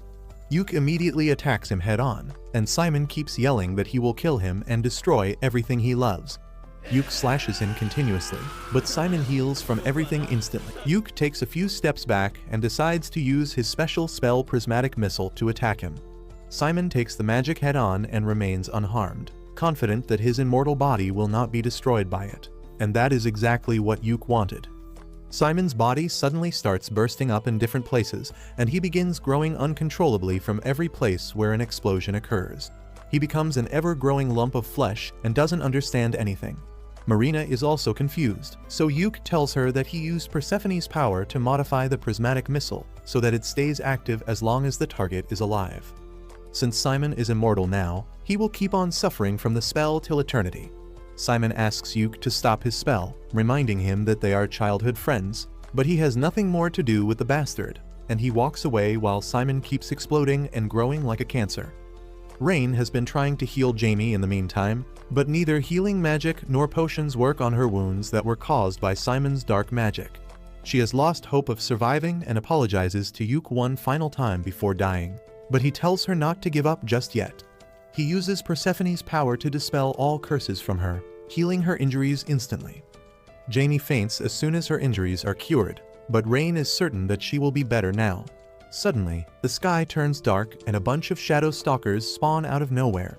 They begin tearing apart Simon, and he keeps screaming in pain while his body continues to grow. Yuke bids farewell to the man who was once his friend as he uses the scroll of exit, leaving Simon to suffer in the dungeon for an eternity. 1 week after this incident, the Guildmaster summons Yuke and Jamie to hand over their punishments. Yuke and his party's punishment is just a deduction of their score and a 1-month ban on any adventure work, while Jamie's punishment is cancellation of her adventure license for 1 year. Neither of them can believe that they are getting off this easy, but the old Guildmaster tells them to not think too much about it. They leave the guild after that, and Jamie still cannot stop apologizing to Yuke for everything Thunder Pike did to him. She feels pathetic for taking advantage of his kindness for so long and wants to change, but Yuke tells her that she has already changed enough. Jamie starts falling for him, and she thanks him with a bright smile before they both head to their homes. A few days after that, Yuke visits the guild receptionist to make Neen a permanent member of Team Clover. The receptionist is glad to hear that and says that she will immediately start the paperwork. Yuke suggests that she should ask Neen about that first, but the woman knows what she is doing. She opens the door to the room, and Neen, who is snooping in on them, falls to the ground immediately. The receptionist lashes out on the catgirl for that, but Yuke tells her that it is fine. He then asks Neen if she wants to join his party, and she is more than happy to accept his offer. Suddenly, the receptionist hugs Neen, because as her mentor, she is really happy that she is joining a really great party. After their touching moment is over, Yuke leaves the room with Neen, who tells him that she was here to deliver a letter to him from Silk. As Yuke opens the letter, he tells Neen that they should check on Jamie before going home, and the catgirl silently follows him. Jamie has become a librarian now, and she uses her magic to place books in high shelves. Yuke and Neen come to the room and start making small talk. Yuke tells Jamie that this room belonged to the Guildmaster, but he couldn't maintain it after bringing too many different books here. Jamie sighs, saying that it will take her a week to organize all the books and records in the room, and that greatly impresses Neen because a dimwit like her would need an entire year to do the same. Jamie is taken aback by that, but then she calms down and thanks Yuke for helping her get a job at the guild. She also thanks him for providing medicines for her brother, and then asks if he needs anything from her. Yuke tells her that it is Silk who actually wants to talk to her. He asks Jamie to stop by their house when she is going back home, but has no clue about the topic. Anyway, Jamie is almost done with her day's work, so she tags along Yuke and Neen as they head home. They begin talking about the weather like boring people, and Neen says that she doesn't like winter at all. Yuke tells her that his hometown got a lot of snow during winters, and he begins recalling the fun moments he had with Simon in their childhood. He gets depressed because of that, but the girls realize what he is thinking and snap him out of it. Soon, they reach their house, and Yuke urges the girls to go in first. They are surprised and suspicious of his actions, but still decide to follow them. As they open the door, Silk and others burst some party poppers to welcome Neen and Jamie to the Clover Party. Both of them are really surprised, but that was what Yuke and his girls had planned for them. Jamie gets mad at him for deceiving them, but Neen is really thrilled about it. She feels happy on becoming an official member of Clover, and the girls take her inside. Jamie, however, stands in the doorway with her head hung down, and Yuke asks if she doesn't want to join their party. She emotionally tells him that after everything she has done to him, she doesn't deserve to be in his party. Silk and others return to the doorway on hearing this, and they tell Jamie that she is one of them now. They remind her that she saved their lives, so everything is even between them, and they could surely benefit with one more member in their party. Jamie is moved to tears on hearing their kind words, and then the welcome party starts. Yuke raises his glass to make a toast, but Marina interrupts him, saying that there are 6 of them, and she has never heard of a 6-leaf clover. Even Rain has never heard of that, but Jamie has, and she says that in flower language, a 6-leaf clover means glory. Yuke is glad to hear that their party name still makes sense, and he makes a toast to their future. Once the party is over, he walks Jamie home, and they start talking about the old times. Yuke says that when he first came to the city, he admired Jamie because he was a country bumpkin, and she gave off city girl vibes. Jamie also remembers the time when Yuke was completely clueless about most things in the city. To hide his embarrassment, Yuke says that Simon was the same as him, but the mention of Simon turns the mood of the conversation gloomy very quickly. Both Yuke and Jamie steer the conversation to their first mission as an adventuring party, and Yuke says that even though things were not good for him generally, he had fun with Thunderpike. He then says that maybe it is his fault that Thunderpike was completely destroyed, but Jamie doesn't think so. Yuke says that things would have been different if he confronted the other party members, but Jamie says that they would have not realized the value of his hard work back then, and he would have left them anyway. She holds Yuke's hand, telling him that it was not his fault. She says that she will repay him for everything once the ban on her is lifted and she becomes an adventurer again. After dropping her home, Yuke returns back to his place and finds Rain washing dishes by herself. She tells him that Neen was really excited about moving all her stuff in today itself, so she took Marina and Silk to help her. Rain had to stay behind because she lost in rock paper scissors, and now she has to do the dishes alone. Yuke starts helping her out, and Rain starts having fun seeing themselves working together. She says that they look like a newlywed couple, and that statement catches Yuke completely off guard. Rain starts sulking that he reacted so shocked, and she asks Yuke to come clean with his feelings. He suddenly holds her hand, and they both start blushing as Yuke says that he is not sure what he should do. After staring at each other for a while, Rain kisses him on the cheek, telling him that this is how she feels, and asks him to give his answer later. Yuke is completely flustered now, but before he can react, Neen and others return. They call Yuke to help them move the heavy stuff, and he runs away, still flushing red. A month later, the suspension on the Clover Party is finally removed, and Yuke visits the guild building to get some information about the available quests. The receptionist has a little insider news for him, and she informs him that a new dungeon has been discovered recently. Yuke is shocked to hear that because the last dungeon was discovered 10 years ago. The receptionist tells him about the dungeon's location and says that it would be a nice place to do the comeback live stream of the Clover Party. Yuke begins thinking about it, and then the receptionist adds that the royal scholars think that the abnormalities with all other dungeons were because of the appearance of this new dungeon. Since the Clover Party did a great job investigating the Infinite Darkness dungeon, the scholars want them to investigate the new dungeon as well, and the kingdom has issued an official mission request for them. Yuke is surprised and thrilled to learn that the kingdom is giving his party another great chance, but he cannot give an answer to the request before consulting his party members. He returns home to share the information with the girls, but he only finds Marina doing maintenance on her gear, while the other three are busy elsewhere.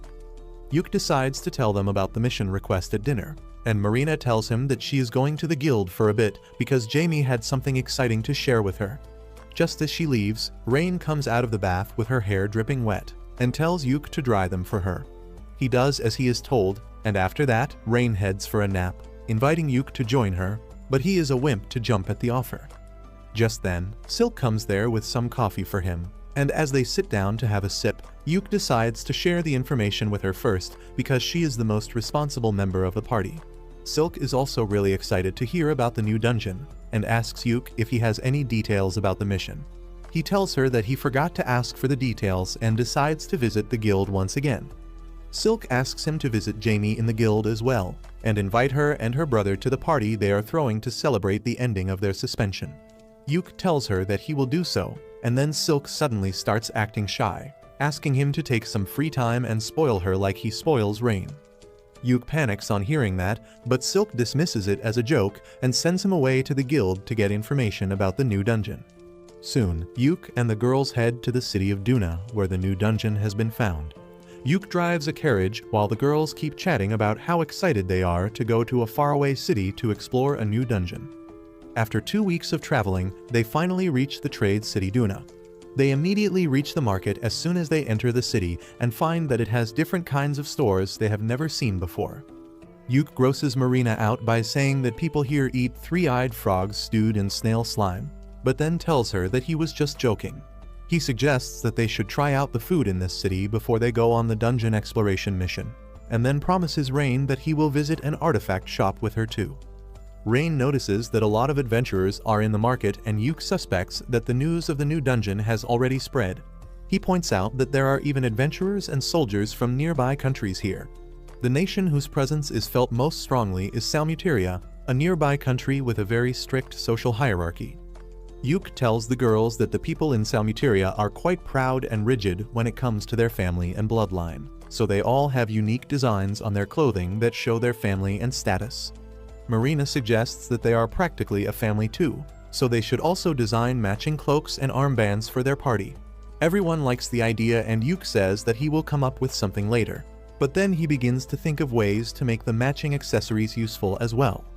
Soon, they reach the Adventurers Guild, and while Yuke and Silk go to talk to the guild master, the rest of the girls decide to chill at the pub.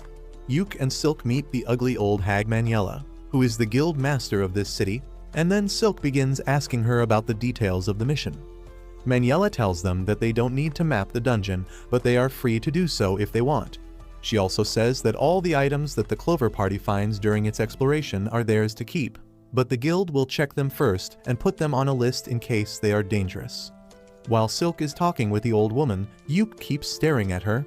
She tells him to stop trying to appraise her because that is rude, and Yuke immediately apologizes.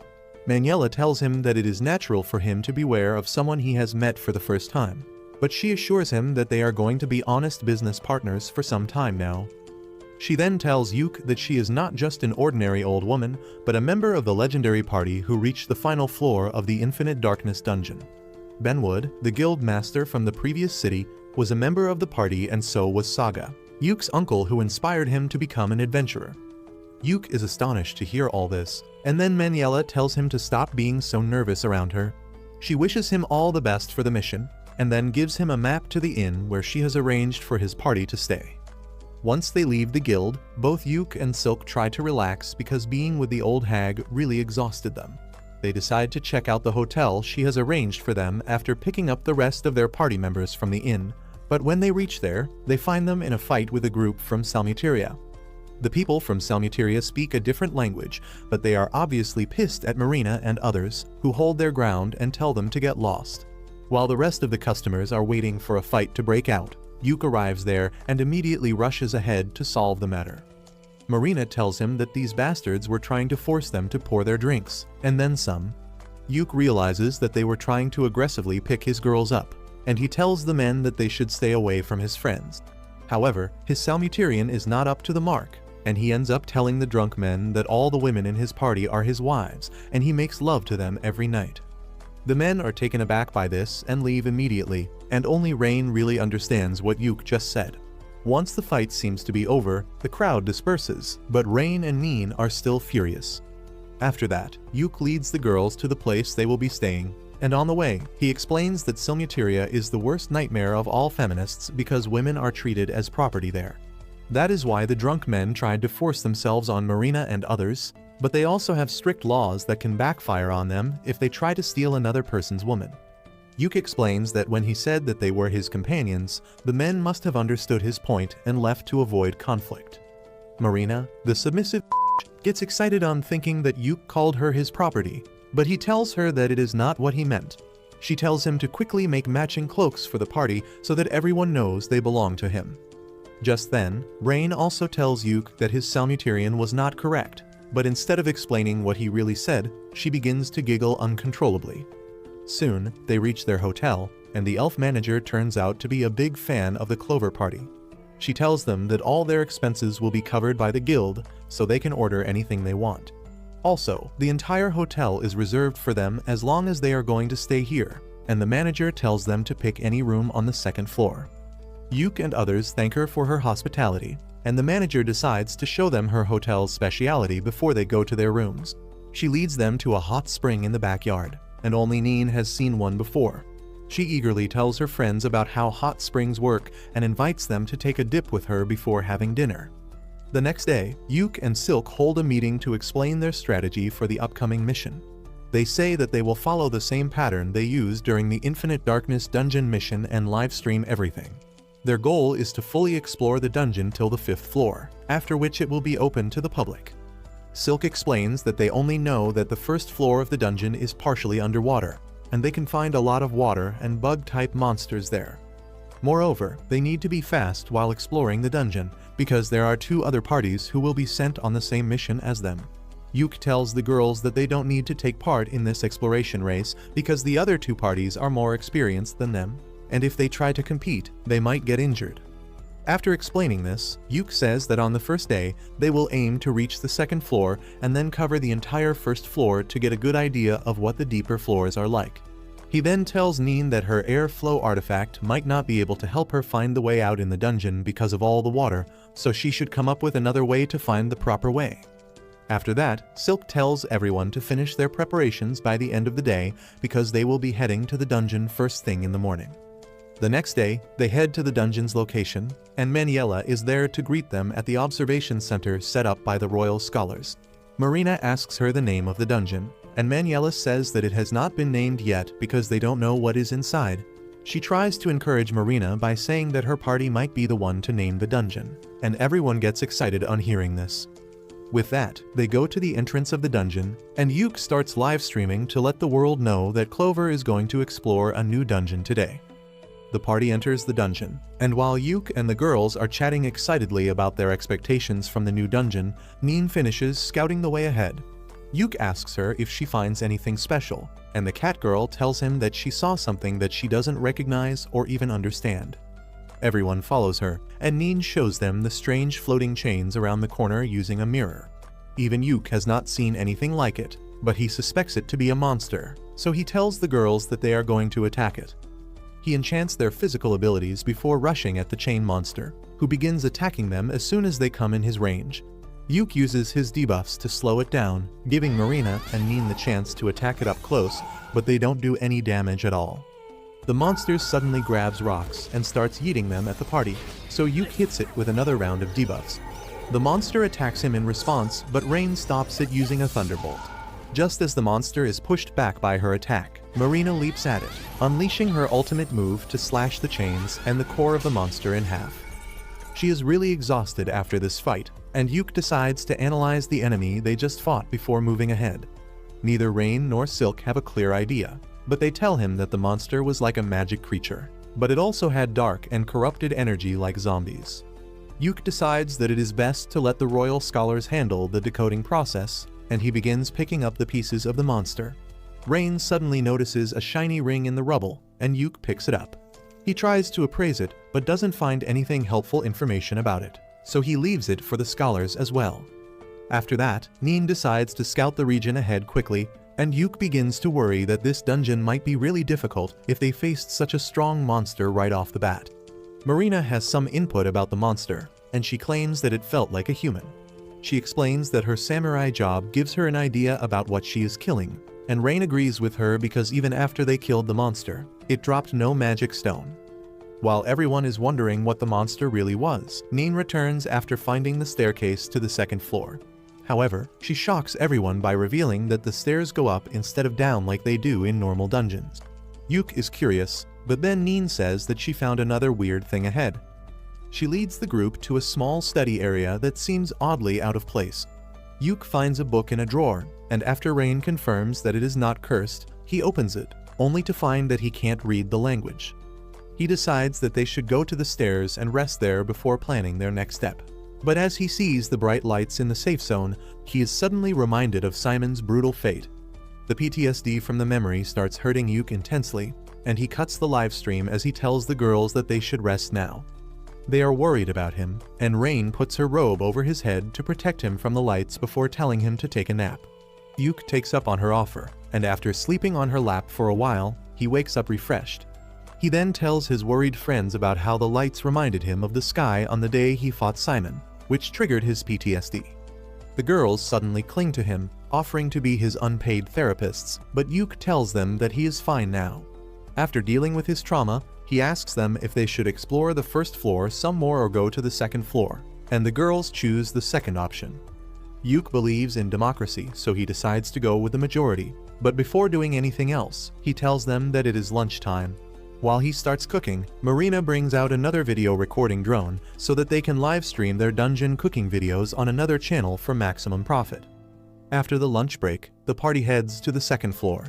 To their shock, the second floor is in the form of a well-maintained city that gives Yuk the flashbacks from the Infinite Darkness dungeon.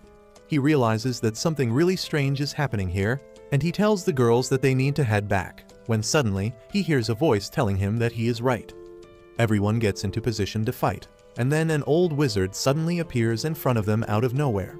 He introduces himself as Loj, a poor old man who was left behind in this broken world. Yuk asks him why is he in this dungeon, and Loj is amused to learn that this place is a dungeon in their reality. He tells Yuk and the girls that this city was once called the City of Joy, but now things have changed a lot. Everyone is confused by the senseless statements of the old man, and the girls ask him if he is the only one in the city now. Loj tells them that the king and all the people in the city are here too, but he cannot explain the details of the situation to them in a way they will understand. He then starts to disappear into black smoke, but tells Yuk that they will meet again, calling him by his full legal name. Yuk panics because he never told the old man his name, and as he feels Persephone's curse activating, he gets even more paranoid. He tells the girls that they need to dash now, but then Marina points towards an unconscious girl lying in front of them. Soon after that, Yuk and his party come out of the dungeon, and he goes to the old hag and the royal scholars to discuss the strange things they saw. He is shocked to find that the old guy Loj didn't show up in the live stream, and the scholar thinks that Yuk and his party were hallucinating. The scholar says that they are still studying the things they brought back from the dungeon, and then Maniela decides to take Yuk for a walk. She tells him that the all-girls party that was exploring the dungeon has quit because half of their members fell sick just after entering it. She then asks Yuk what he really thinks about the dungeon, and he clearly says that it felt like another world. Maniela seems to agree with him, and she tells Yuk to trust his intuition because they might lead him to the correct answer. She then asks about the girl they found in the dungeon, and Yuk replies that she is still sleeping. After Maniela leaves, Yuk starts thinking about the dungeon, when suddenly, he sees a letter flying into their tent. He goes inside to find Rain in a gloomy mood because she got a letter from her grandfather, Count Crowder. She tells everyone that she is the illegitimate daughter of a noble family, and her mother was kicked out of the house as soon as she got pregnant. After her mother's death, she joined the Magic Academy somehow and became an adventurer. But now her grandfather, who never even acknowledged her existence, has sent a letter calling her back. As Rain starts crying, Yuk reads the letter to learn that Count Crowder has fixed Rain's marriage with the second prince of Salmuteria. He still calls her a bastard and tells her to be grateful that she is getting a chance to serve the family, and everyone gets furious on reading that. Rain is really devastated and doesn't know what to do, but Marina tells her that there is a simple solution to the problem, which is ignoring it entirely. She points out that Rain's name is not even written on the letter, so they will pretend that it was not meant for her. And though it sounds really dumb, Yuk is on board with that idea. He burns the letter, saying that now there is no proof that they even got it, and the relieved Rain hugs him and starts to cry. Yuk comforts her, saying that if the Count tries to reach her again, they will come up with an even better plan. He then asks Neen to contact the guild receptionist, who is also her mentor, and requests her to collect all info on the Count and the second prince of Salmuteria. He also wants her to erase any proof that Rain is from the Count's family, and Neen agrees without even realizing that her mentor used to be a legend back in the day.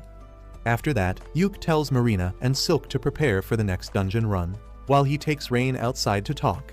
He tells her that he has a reckless idea to save her from her family, but that involves marriage. Rain blushes as Yuk explains that if she marries him, she becomes his property according to the rules of Salmuteria, and then no one from that country can take her away from him. Rain has no doubts or hesitation about the plan, and she agrees to be Yuk's wife even if it is just an act. The next morning, Yuk and Zack, the leader of the second party, meet with Maniela, who tells them that they are going to continue the dungeon exploration mission after all. Zack is really excited about it, and also quite hostile against Yuk as he tells him that his party is going to explore the dungeon first. After the weirdo leaves, Maniela tells Yuk that his marriage with Rain has been approved, and she is pretty confident that the marriage won't stay a fake one for long. After that, Yuk and his girls head to the dungeon once again to explore the city on the second floor. Neen goes ahead to scout it as usual, and she immediately comes back running to tell everyone about a giant cocoon in the city square that looks creepy and dangerous. There is one cocoon on each pillar, and Rain senses a dark and corrupted mana being released from them, which is similar to the chain monster. Neen decides to scout the cocoons, but as she goes near them, she gets hypnotized by the cocoon's eye. Immediately after that, a mouth appears in front of the cocoon's belly, and it lunges towards Neen to swallow her whole. Luckily, Yuk saves her from becoming monster food, and once Neen is at a safe distance from the cocoons, all of them go back to sleep mode. Neen also returns to her senses, and Yuk realizes that they need to fight the monsters with ranged attacks. Marina eagerly pulls out her crossbow for that, and Yuk tells Silk to do what she does best. He asks Rain to use ice magic because if the cocoons are really some sort of bug, temperature changes will hurt them. After that, he buffs everyone with his support spells and then runs towards the pillars. The cocoon monsters try to hypnotize him with their eyes, but Yuk uses a flashbang spell to blind them, and then uses a more powerful blindness spell to keep their eyes shut. Marina and Silk immediately fire their arrows, defeating 3 of the 4 monsters. But when Rain shoots her ice magic at the last one, it proves ineffective. Marina decides to steal her kill and charges at the monster with her ultimate move, with Neen and Yuk supporting her to finish the monster. The monsters drop rings instead of magic stones, and Yuk collects them all. He then notices that Marina has been standing silently in a corner ever since defeating the last monster, and he asks her if everything is alright. She is about to tell him the truth, but then sees the camera drone, so she tells him that she needs some time to settle down. Yuk realizes what she wants, so he suggests that they rest in a nearby building and cuts off the livestream.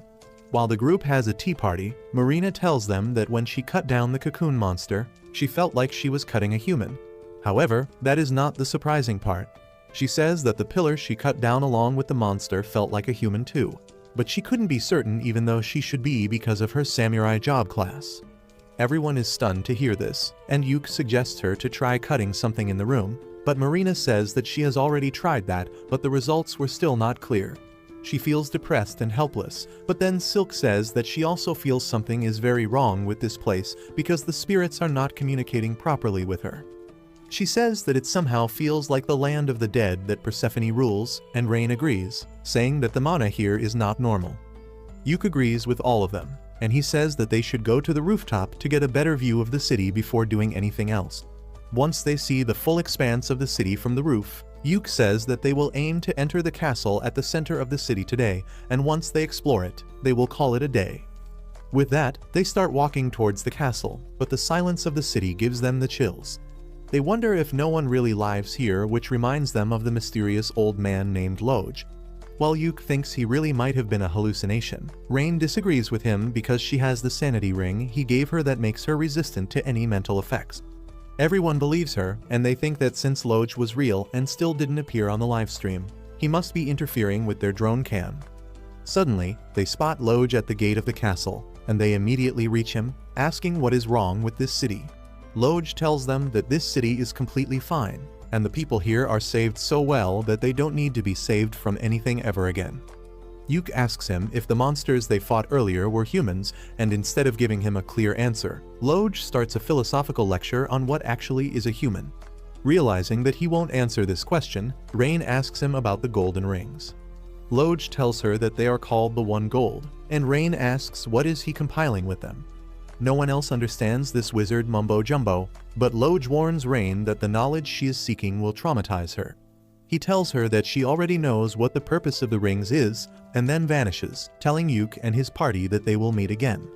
Yuk asks him if he will tell them the truth the next time, and Loj tells him that the truth will find them in its due time. Everyone is even more confused now, but then the gates to the castle open, and they decide to explore it quickly and then head out. Later, Yuk analyzes the recorded clip and the castle's layout with the supervisor of royal scholars and Maniela. They now believe that Loj is not a hallucination, and Maniela compliments Yuk on his good work. Even the royal scholar praises him, and Yuk is taken aback by this because the man in front of him is Viscount Bodman, a renowned scholar and one of Yuk's favorite authors on dungeons. Bodman then presents the report on the gold rings and says that they were derived from humans. Yuk tells him that they already had a hunch about this because of Marina. Manuela says that if the monsters inside the dungeon are really humans, then things get tricky, because they will need to restrict the adventurers who can enter the dungeon. Yuke then tells them that Marina felt that even the pillars in the dungeon were humans, and this shocks both Manuela and Bodeman. Yuke says that he brought some samples from the pillar and other places, and Manuela immediately calls an office worker and asks about the appraisal status of those samples. The man tells her that the appraisal will take one more day, but she tells him to spank the chief appraiser and tell him to get it done by the end of the day. After that, Bodeman tells Yuke that he has already received a request from Rain and his men have started producing an artifact like she requested. He then begins talking about the all-girls party that entered the dungeon but didn't make any progress because their members fell sick. He explains that the people who watched their live streams also suffered similar symptoms from mild fever to severe violent outbursts. He thinks that there is something wrong with the stream, and Yuke immediately thinks about Loge calling the second floor of the dungeon, the city tainted by twilight. He is sure that the golden light of the city is the reason behind all the problems, but there is no way to prove that right now. Bodeman then tells Yuke that the country will take its time to decide what to do with the dungeon, but his party is needed to stay in the city for the time being so that they can do a few more runs. Yuke agrees to do that and leaves the tent, only to find Min dashing towards him frantically. She informs him that the girl they found in the dungeon has woken up, and she suddenly went Super Saiyan. Yuke runs to his party's tent to see what is up, and he is astonished when he sees the girl floating in the sky while radiating a pure golden light. No one has any idea what is happening, but then the girl suddenly calls Yuke by his full legal name, saying that she was waiting for him. She says that she was once called the Golden Priestess, but there is no time to talk about that. She tells Yuke that his world is in serious danger of facing an event called the culling, which means the destruction of most of the life on this planet. Yuke doesn't understand what she means, so the Golden Priestess explains that just like the city in the dungeon, soon this world will also be engulfed by the golden twilight and become lifeless just like it. However, because Yuke and his party have already crossed the border between the worlds once in the Infinite Darkness dungeon, they are partially resistant to twilight. The priestess tells him that if they don't go too deep inside the twilight zone, they will not be consumed. She then tells them to seek out Loge because he knows everything. But the girls reply that they have already met the old man who refuses to answer their questions. The priestess tells them that they need to force him to tell them the truth because he is the only normal being in the distorted world. Rain asks the priestess why she is telling them all this, and she replies that the tragedy started because of their fault. It was their king who got too greedy and wanted a golden eternity for his city, creating the destructive phenomenon known as the Twilight. She throws in a bunch of heavy words in the conversation like the fruit of world tree, the ultimate treasure, and some more, but no one understands what she means. In the end, the priestess asks Yuke to stop the Golden King and destroy his treasure because that is the only way to save his world from certain doom. With that, the golden glow leaves her, and she suddenly turns into a normal human named Rune. Her personality completely changes as a result, and she tells Yuke that the woman who just spoke to him was not her, but she can sometimes access her body to communicate with others. Yuke realizes that the issue is more serious than he thought, and he decides to inform the higher-ups about it immediately. 1 week later, Yuke is summoned by the director of the Royal Academy, who came to the research center after reading Bodeman's report. Yuke is nervous in front of him, but the director tells him to be at ease because they have something very important to discuss. Yuke starts the conversation by asking him about the culling, and the director shows him some murals that are locked deep within the Royal Treasure Hall. In the mural, a hero fights a powerful monster to save the world, but Yuke can't understand anything else because he can't read the ancient language in the mural. The director then explains that there are many parallel worlds just like their own, and sometimes they collide. When that happens, one of the worlds is destroyed, and this is called the culling. Usually, it is random, but this time they have proof that the person named Golden King tried colliding his world with this one on purpose. The director says that they don't have any time to think about the reasons behind it, because they need to take emergency measures to protect their world. He tells Yuke that he is the only one who can do it, because according to the murals, whenever a world faces the danger of culling, a hero is chosen to save it. The director says that since Yuke found everything about the Golden City and the culling, he is their hero, and it is his duty to save the world. Yuke panics on hearing this and tells the director to cut him some slack because he is not qualified for the job. The director tells him that someone has to take on this responsibility and he is the only one who is fit for it. He then threatens Yuk that he will raise one of his girls to a rank and make them the hero if he refuses. Yuk becomes more cooperative on hearing this, and then the director compares him to his uncle Saga, saying that both of them have great talent, but Yuk lacks confidence. The director once again asks Yuk to become the hero, especially because the priestess from the other world chose him. Yuk feels unsure about what to do now, so he asks the director for some time to think about it and consult his party members. The director agrees to his request, but he is confident that Yuk will surely realize that he is the only one who can save this world. Soon, Yuk returns to his hotel and tells Rain about his conversation with the director before anyone else. She is impressed by the idea of him becoming the hero, but she says that she will support him even if he wants to refuse. However, she also believes that he is the only one fit for the role. She reminds him how the Golden Priestess possessed Rune to talk to him. Rain says that the priestess seemed to be waiting for him, which means he is special. Yuk sighs, saying that he doesn't mind exploring the dungeon a bit more, but saving the world is too much.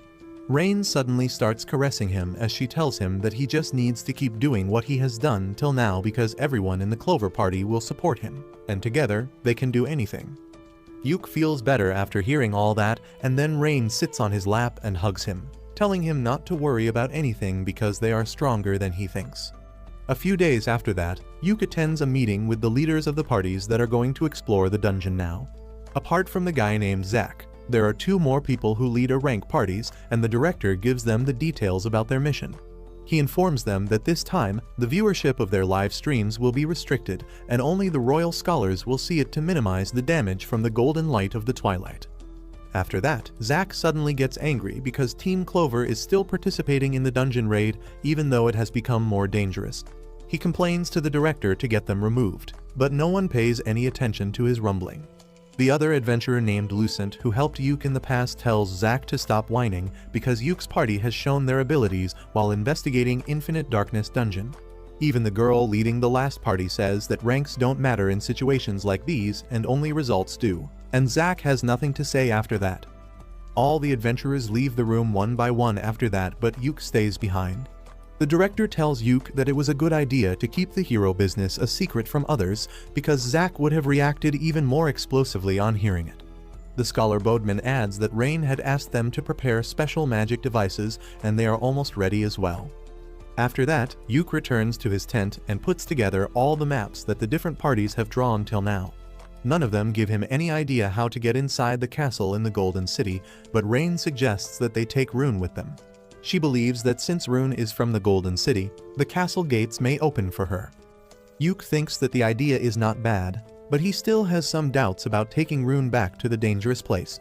Just then, Lucent comes to the tent to discuss the strategy for the next mission with Yuk. Yuk informs him about Rain's plan to take Rune inside the castle, and Lucent is completely on board with that. He even offers to guard Rune during the mission, and though Yuk is still not sure, he realizes that taking the girl with them is their best bet. The next day, the 4 parties enter the dungeon with Lucent's party joining Clover. They come to the castle gate and find Loj waiting for them there. The old man welcomes Rune, asking her about the outside world, but she doesn't remember him. Loj says that it is better that she forgets everything about this place, but then Yuk reveals that the priestess talked to him. Loj realizes that the priestess chose Yuk, but he still refuses to tell him anything. However, he opens the door to the castle, telling Yuk that since Rune is with him, he will find the answers he wants. Lucent suspects that this might be a trap, so he leaves half his party members outside to call for backup if anything goes wrong. He then joins Yuk's party as they enter the castle. Loj leads them to the royal library, saying that he is not much of a talker, but they might find the answers here. The wizard of Lucent's party realizes what is actually going on with the old man and tells Yuk that Loj actually wants to talk about something, but he is either cursed or he has too much mana. That means that speaking certain things out loud can create great problems for him and everyone else, so he is trying to communicate through hints. Loj gets awkward on hearing this, but his gesture tells everyone the direction to look in. The old wizard asks Lucent to bring the red books on the shelf and then takes Rune along with him because she is the only one who can read the language. Rain senses a strange mana from a big brown book and the study table's drawer, and Silk also feels that the spirits in the library are connected to people's memories. She decides to connect with the spirits, and suddenly a book possessed by a spirit comes flying towards her. Silk eagerly starts asking the book spirit the things they want to learn, and on the other hand, the old wizard scans Rune's mind as she reads the ancient books. Meanwhile, Neen finds a key to open the big book that Rain noticed earlier, but Yuk is not sure about opening it. He asks Loj if the book is dangerous, but he doesn't give him a clear answer. However, when Yuk forces him to say that the book is not dangerous, it suddenly glows and a trap inside it is diffused. Yuk opens the book after that and finds that it contains many similar magic circles, but he can't make out their meaning. Suddenly, Silk comes there, claiming that she can help him with that. The book spirit in her hands has shrunk down quite a bit, and Silk says that it can help him understand what is written in the books. As Silk holds Yuk's hand and uses the power of the book spirit, they find themselves standing on top of the book. The book spirit turns into a white snake named Biblion, and tells Yuk that he cannot understand the true meaning of the book just by reading it. The spirit snake says that it will interpret the book correctly for him, and Yuk takes up the offer. The spirit snake uses its power to drown Yuk into the memories of the person who wrote the book. The author tells Yuk what the book is about, and when he returns from the memories, Yuk explains to the girls that this book is about creating a chain of spells that can create an extremely powerful result. The rest of the girls don't understand what he is talking about, but Rain and the old wizard from Lucen's party realize how powerful the spell is. Yuk asks the old wizard if he is finished with his task, and he replies that the red books contain the history of the Golden City. According to the books, the City of Joy was the capital of a rich and advanced kingdom, but one day they had to face an event like the culling, so they tried to come up with a way to avoid that. Yuk adds that the magic spell mentioned in the book also aims to deal with the main source of the culling event instead of just delaying it or evacuating people. The more Yuk talks about the spell in the book, he starts feeling a sharp headache. He tells everyone that they should head out now, and just then, the all-girls party also arrives there. Yuk and Lucent tell them that they are going to retreat now, but then they learn that Zack and his party went deeper into the castle. Yuk decides to leave them alone because they can't stay in this dangerous place any longer, and the leader of the girls' party says that she will stay on guard till Zack returns. With that, Yuk and his girls leave the castle, but he keeps thinking about the magic in the book and how it is connected to the fate of the Golden City. Soon after that, Yuk and others go back to the control room and tell the higher-ups about their discoveries. They explain that the dungeon is actually a real city from a parallel world, whose king wanted to save it from twilight, so he used a special magic to take it across dimensions. However, his magic was imperfect, so he ended up turning all the people in the city into objects. He then puts a ring he got from the monsters on the special device that the scholars made on Rain's request. As Rain activates the device using her magic, it projects a vision of the Golden City. The director asks if the rings found from the monsters are able to display messages in the same way their broadcasting drones work, but Rain denies that theory.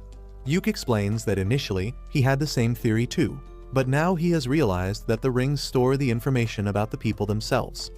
He explains that King Vorden of the Golden City found that he could not carry humans to another dimension, even with his special magic. So he came up with the golden rings that could turn them into something other than humans. The old wizard says that this crazy idea proves that the king was already under the effect of twilight, and then presents the books he found in the library. He says that King Vorden possessed a special treasure called the One Gold, but they don't exactly know what it could do. Yuk recalls that the Golden Priestess told him that the One Gold was the fruit of the world tree that could grant any wishes, but it was also something humans were forbidden from even touching. He believes that King Vorden used the One Gold to create the rings and gave them to his people. After that, he tried traveling through the dimensions, but his magic was imperfect, and the people of his city were corrupted and turned into monsters. Yuk says that according to the Golden Priestess, the only way of stopping this tragedy is by defeating the king and destroying the One Gold. The director asks him if he can do it, and Yuk replies that he has to do it at all costs. After that, Yuk and Rain head back to their hotel, when suddenly, a carriage stops in front of them and an ugly balding man comes out of it. He tells Rain that he was looking for her, but she doesn't even know who this creep is. He introduces himself as her Uncle Bran, saying that he is here on the behalf of the head of the Crowder family to take her back with him. Rain gets nervous on hearing this, but Yuk hides her behind him and then tells the man that he has got the wrong person.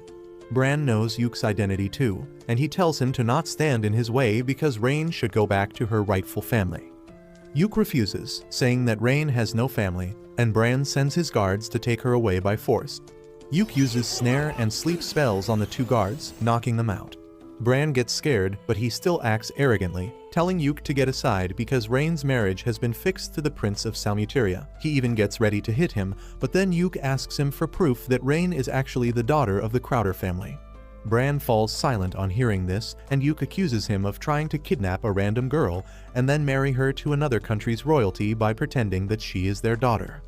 Bran tells him that even if the girl is not a member of their family, she is going to become a queen, and their family will also benefit greatly from it. He orders Rain to come back to her father, but she activates a magic spell as she tells him that she doesn't want to. She shoots a tiny lightning bolt just above Bran's head, burning what little hair he had on the top of his head and scaring him shitless. He immediately runs away after that, and Rain tells Yuk that they should head home before anyone else comes after them. Meanwhile, Bran runs straight to the second prince of Salmuteria, who asks him where is the bride he ordered. Bran nervously tells him that it will take some time because Rain has got a bad temper after becoming an adventurer. He says that she even shot a lightning bolt at him, and this shocks Prince Masmoda because women can't even leave the house without permission in his country. Anyway, he decides to give Bran some more time because he needs Rain for a special reason. He also tells him to bring all the girls she hangs out with so that she has some friends in his harem.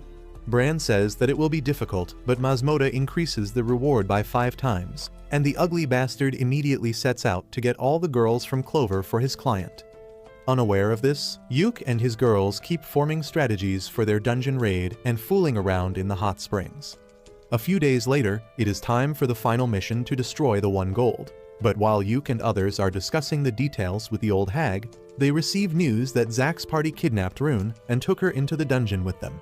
Everyone panics on hearing this, but Yuk tells them to stay calm because they can solve this problem. He assembles the remaining 2 parties and tells them that they must catch up to Zack's party quickly, and then they can head to the deepest parts of the castle to destroy the One Gold. They rush inside the dungeon with that, but as they enter the 2nd floor, they find a huge number of cocoon monsters waiting for them. The leader of the girls' party tells Yuk that they will handle the monsters and he should go ahead and rescue Rune.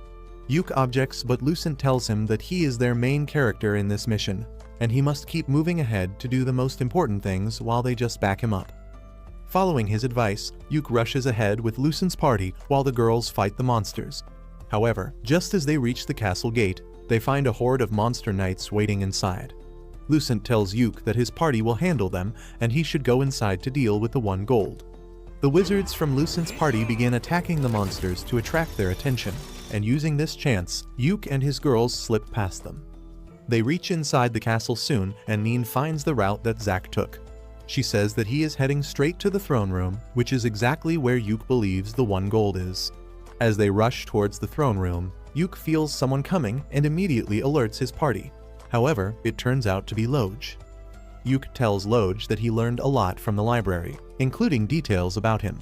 Turns out that Loj is the son of King Vorden, and Rune is his niece and the king's granddaughter. Loj feels no need to hide things from Yuk now, and he says that his father made a mistake, and Rune is the key to make things right. He wishes Yuk the best of luck and then vanishes, leaving a gold ring behind. Yuk's party soon reaches the throne room's door and hears Zack laughing inside. Yuk tells them to get ready to fight, and Silk calls out the book spirit to assist her. With that, they charge inside the room and find Zack and his friends enjoying the loot they found in the royal chamber. They tell Yuk that he is too late because their party conquered the dungeon first. Yuk doesn't care about that and asks where is Rune, but then Marina tells him to look at the end of the room. Yuk is shocked as he sees King Vorden on the throne, and next to him, Rune is lying unconscious on the floor. He gets furious, thinking that Rune is hurt, but Zack tells him to stop being sentimental because she was just a tool to conquer this dungeon. He tells Yuk that he hated his party from the beginning because they are outsiders who don't even belong to this region. However, he also hates Yuk specifically because he is always surrounded by beautiful girls. All of Yuk's girls call Zack a jealous incel and tell him to get a life, which makes him even more angry, and he tells King Vorden to give them more power so they can beat the intruders in his palace.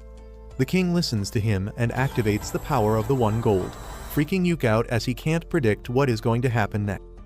The king uses the power of the 1 gold and shares it with Zack's party using the golden rings. Yuke panics on seeing them wear the ring and asks if they are stupid to use something so dangerous. Zack mocks him, saying that he is just saying this because he realizes there is no way to win now. He says that the king taught them how to use the rings, and now they can feel the power surging inside them. Yuke feels Persephone's curse mark activating, as he realizes that Zack and his team are using the magic that grants wishes. He asks them if they don't know how dangerous that spell is, but Zack replies that he doesn't care. He orders his team to attack Yuke and his girls, and they immediately charge ahead. However, Yuke's party is also ready to fight. Silk shoots the healer in the knee, bringing him down, and then Neen uses her speed to knock down the wizard. Rain knocks down the thief using a basic spell, and Yuke paralyzes the tank. Zack is shocked to see his friends lose despite powering up, when suddenly, Marina breaks his sword, forcing him to run away. However, he suddenly feels a sharp pain in his body and falls to the ground. The power of the ring starts consuming him, and he begins turning into a monster. All his party members also get affected by the power of the rings and transform into monsters, and Yuke calls the girls back to rework their strategy.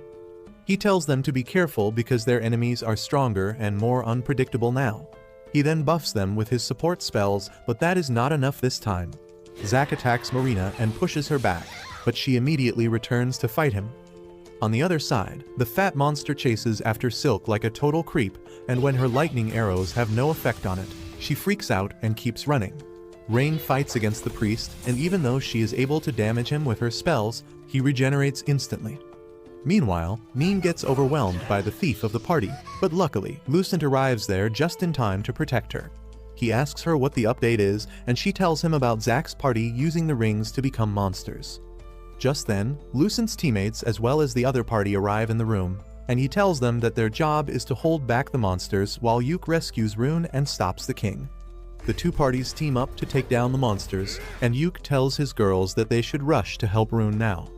They run towards the throne, but King Vorden comes forward to face them. Marina dashes towards him as Yuke enchants her sword. She tries attacking the king with her full strength, but he easily blocks her attack and then pushes her back before hitting her with a powerful magic beam point blank. Marina somehow avoids taking any damage from the attack and charges at the king again. Yuke stacks all the debuffs he can at the king, slowing him down, and Marina manages to push him back. However, using such a great amount of spells puts a lot of stress on Yuke, and he starts bleeding. He tells Marina to keep attacking because he can't keep the king down for long.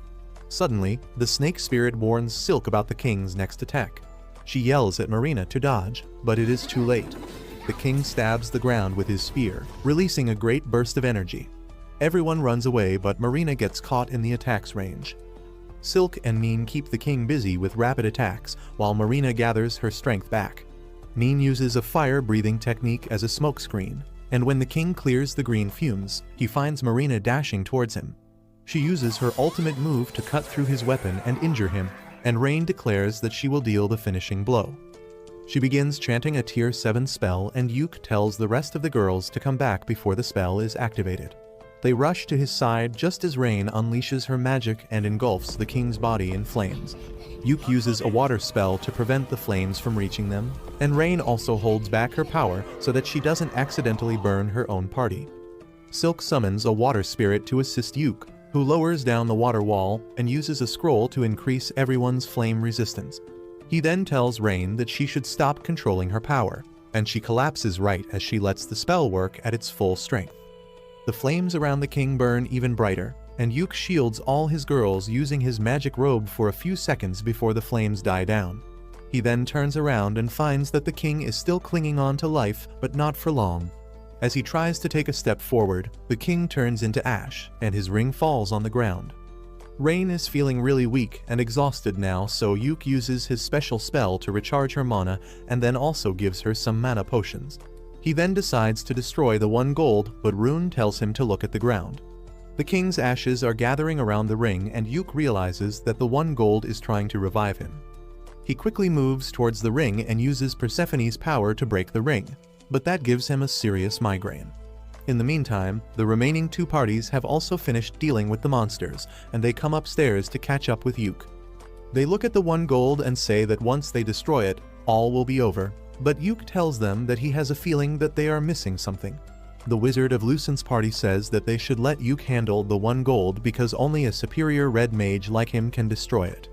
Lucent says that if they can't help, they should not stay here and bother Yuke either, and the other party's leader agrees with him.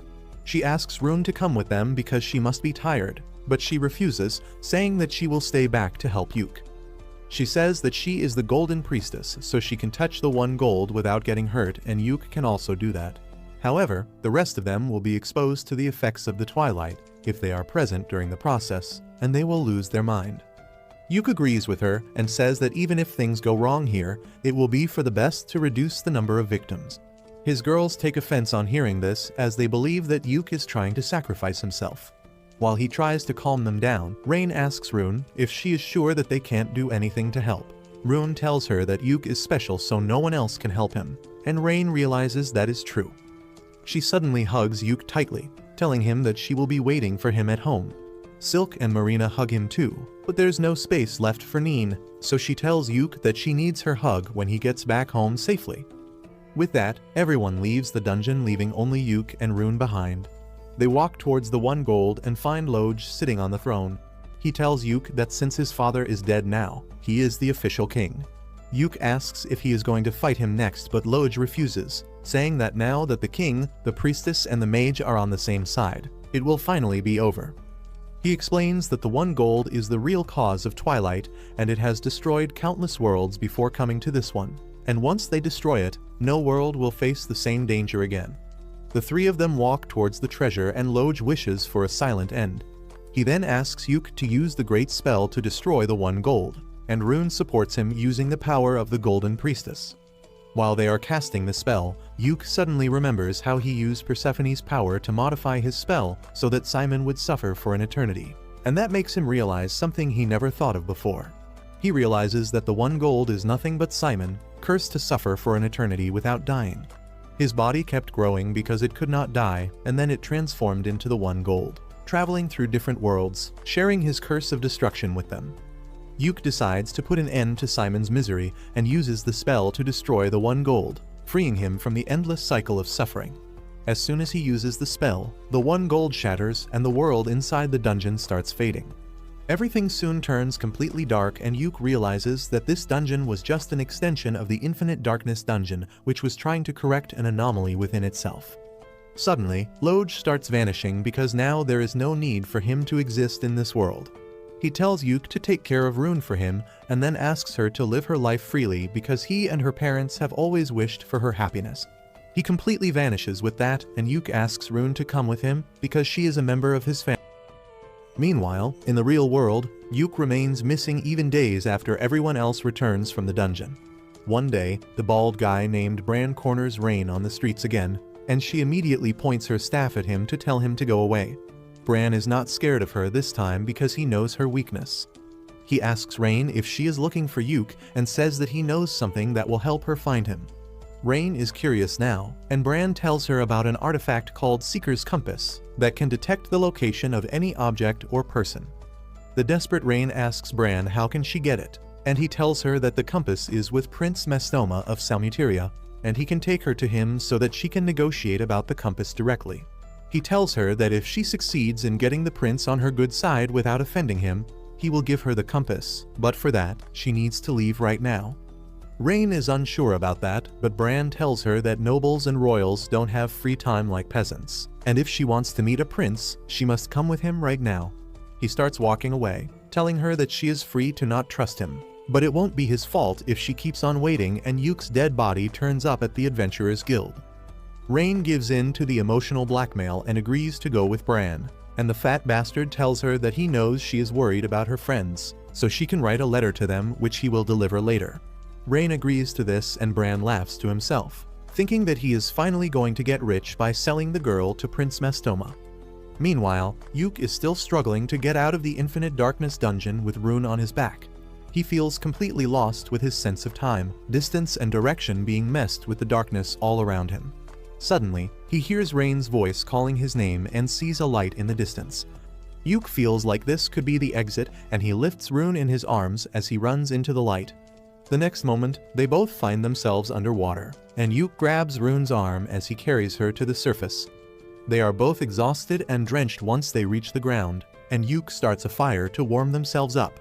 He looks around and figures out that they are not far from the dungeon, and tells Rune that once their clothes are dried, they will start searching for a road that will lead them to the nearby city. They reach their inn by sunset, and the manager immediately alerts the girls as she sees Yuk coming. Marina and Silk run outside and hug Yuk tightly. They begin telling him how worried they were with teary eyes, and Yuk tells them that they are overreacting. Marina yells at him that he has been missing for 2 weeks now, and that shocks Yuk because he thought he was in the dungeon for just half a day.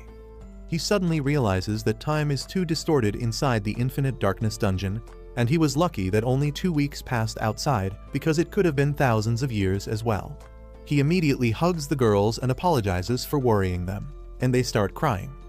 After that, they go to check up on Rune, and Yuk thanks the manager for taking care of his girls in his absence. He then asks where are Rain and Neen, and everyone suddenly gets cautious. Marina and the manager take Rune inside immediately, and Yuk asks Silk if something happened. Silk nervously tells him that Rain has been missing for 2 days, and they just received a letter from her. In the letter, she writes that she is going to find Yuk and asks her friends not to worry about her. Yuk asks who delivered the letter, and when he learns that it was a servant of the guy called Bran, he gets a bad feeling about it. Silk tells him that the servant said that Rain is not coming back, and if they want to see her, they should come to Prince Mastoma's mansion in the city. She says that they were clueless about what to do without him, but Yuk comforts her, telling her that he is here now and he will handle everything.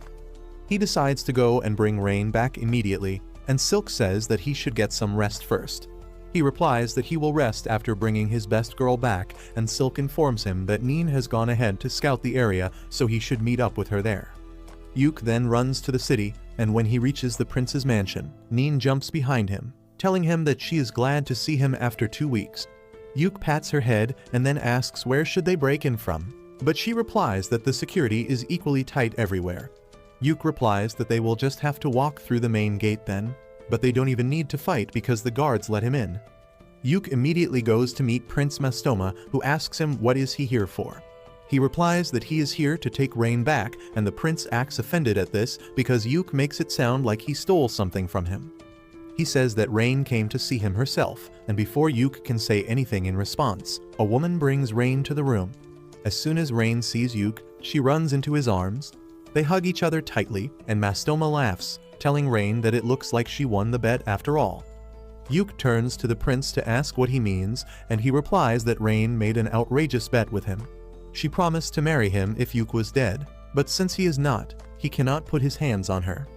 Yuk is shocked to hear this and asks Rain how she could do this, and she replies that she had full faith that he would return alive. Mastoma says that it is his loss, but he will accept it according to the laws of his country. Just then, Bran barges into the room because someone told him that he is not getting paid. He is about to confront Mastoma, but then he sees Yuk alive and wets his pants. Mastoma tells Bran that he tried to trick him, and he will not be forgiven for that. Bran nervously tells him that he didn't lie to him, but Mastoma reveals that Rain told him about her marriage with Yuk, and he got the public records checked to verify it. He says that Rain is Yuk's property according to his country's law, and more importantly, Yuk is an rank adventurer who has the title of the hero. Bran is taken aback to hear this, but Mastoma says that since Yuk is the hero, he is officially the property of the king of this nation. The prince accuses the bald bastard of trying to scam him by selling something that wasn't his. He orders his soldiers to throw the bastard in jail, and Bran keeps screaming that he didn't know anything about this. After that, Mastoma apologizes to Yuk for the trouble, and he kneels down, thanking him for keeping Rain safe. Once that is done, Mastoma sighs, saying that he is in trouble now, and Rain replies that Yuk can help. Mastoma begins telling Yuk that currently, the princes are fighting to become the next king of Salmuteria, and he needs to have an achievement under his belt to increase his chances. He wants to conquer a dungeon for that, but the world knows that there are no dungeons in Salmuteria. Yuk says that he has heard about that as well, and Mastoma reveals that there is actually a dungeon in his country, but it has always been kept a secret. Yuk panics on hearing such a big secret of another country, but Mastoma tells him that he wants to conquer that dungeon. He adds that there are no true adventurers in his country, and Yuk realizes that he wanted Rain mainly to do adventuring for him. Mastoma tells him that he believes that there is a legendary treasure called the Staff of Kingship in the dungeon. and if he can get it, he will definitely become the king. He explains that currently, the next king of Salmuteria is decided based on achievements, but 12 generations ago, the staff of kingship used to decide it. The staff went missing at the same time when the dungeon was sealed, and Mastoma is sure that it is inside it. He tells Yuke that this was the real reason he wanted Rain and other girls, but Rain tells him that there wouldn't be any trust between them even if he got them on his side. Mastoma is confused by this because he knows that the girls of Clover are quite loyal to Yuke, and Rain replies that it is because they like him. Just then, Mastoma's wife tells him that women in this country have a thing called rights, and he should have listened to him earlier because she told him about this a lot of times. Mastoma stays silent in front of his wife despite all the talk about her being his property, and Yuke just chuckles at this. This irritates Mastoma, and he tells him to laugh while he can because sooner or later, he is going to end up in the same position as him. After that, Yuke and Rain go outside, and they send Neen to the inn to inform everyone about what happened. Yuke and Rain hold hands as they walk home and apologize for worrying the other. Rain tells Yuke that she went to the prince to borrow the Seeker's compass to find his location, but she felt that he couldn't find his way out, so she used her magic to give him a signal. Yuke thanks her for saving his ass back in the dungeon, and then Rain tells him that she made the bet with Prince Mastoma because she was sure that he was alive. She says that since Mastoma agreed to her bet, she believes he is different from other Salmutarians, and she wants to find a way to help him. Yuke says they will do so once they get home, but once they reach home, they find Maniela and others waiting for them. Yuke gets hit by the old hag for making everyone worried, and then the director tells him to rest first and tell him the details of what happened in the dungeon the next morning. Yuke tells him that he will start compiling a report right away, and everyone lets out a collective sigh because they are worried about his workaholic behavior. The director and others tell the girls to make sure that Yuke takes a full rest even if they have to use force, and all of them promise to do that. Once they leave, Yuke and the girls have a hearty dinner. Silk then asks Neen to take Rune to her bed, and orders Marina to take Yuke to the hot springs and watch over him so he doesn't start working. Rain decides to go with them too, but Silk stops her because she plans to lecture her about her reckless actions. 1 week after Yuke's return, he finally visits Maniela and others along with Silk to submit his report on the dungeon. The old hag is impressed by the stack of papers on her desk that is thicker than her, and she tells Yuke that he did an impressive job compiling it. Yuke says that he couldn't do it without the help of his girls, but Silk says that all they did was make sure that he wasn't overworking himself. The higher-ups laugh at this, and then the director says that the new dimension that Yuke and Rune discovered will be listed in the Imperial records and he will get full credit for it. Maniela adds that the director took care of the matter with Rain's biological family as well, because it is better if nobles handled the problems caused by other nobles. The director says that there were a lot of nasty rumors about Count Crowder in the past as well, but now that they have solid proof, he reported him to the king. Yuke is surprised to hear that, and the director asks him who else would he report to if not the king. Yuke still finds it hard to believe that the concerns of lowly adventurers like him reach the king. Well, the director tells him to stop underestimating himself because his party is more popular than he thinks. He says that even the king watches their live streams, and he was really pleased that they completed both the missions they were given by him. Both Yuke and Silk are surprised to hear that the king is a fan. And then the director tells them that they also received a letter from Prince Mastoma of Salmuteria. The prince has taken Count Crowder into custody, and he will be punished according to the rules of Salmuteria. Maniela says that they owe Mastoma big time for this favor and also for lending them the Seeker's compass, and Yuke tries to tell them about the dungeon in his country. Maniela already knows about it, and Yuke says that he trusts Mastoma and wants to help him in some way. The old hag agrees with him, and the director also says that they will think about how to proceed with this request because it is quite high profile. After that, the director asks Yuke about Rune's future, because he had offered to take her in as a guest from another world.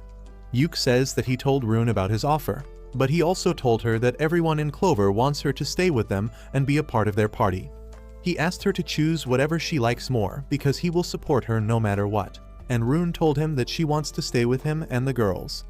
So Yuke tells the director that Rune is a part of the Clover family now, and he is glad to hear that too.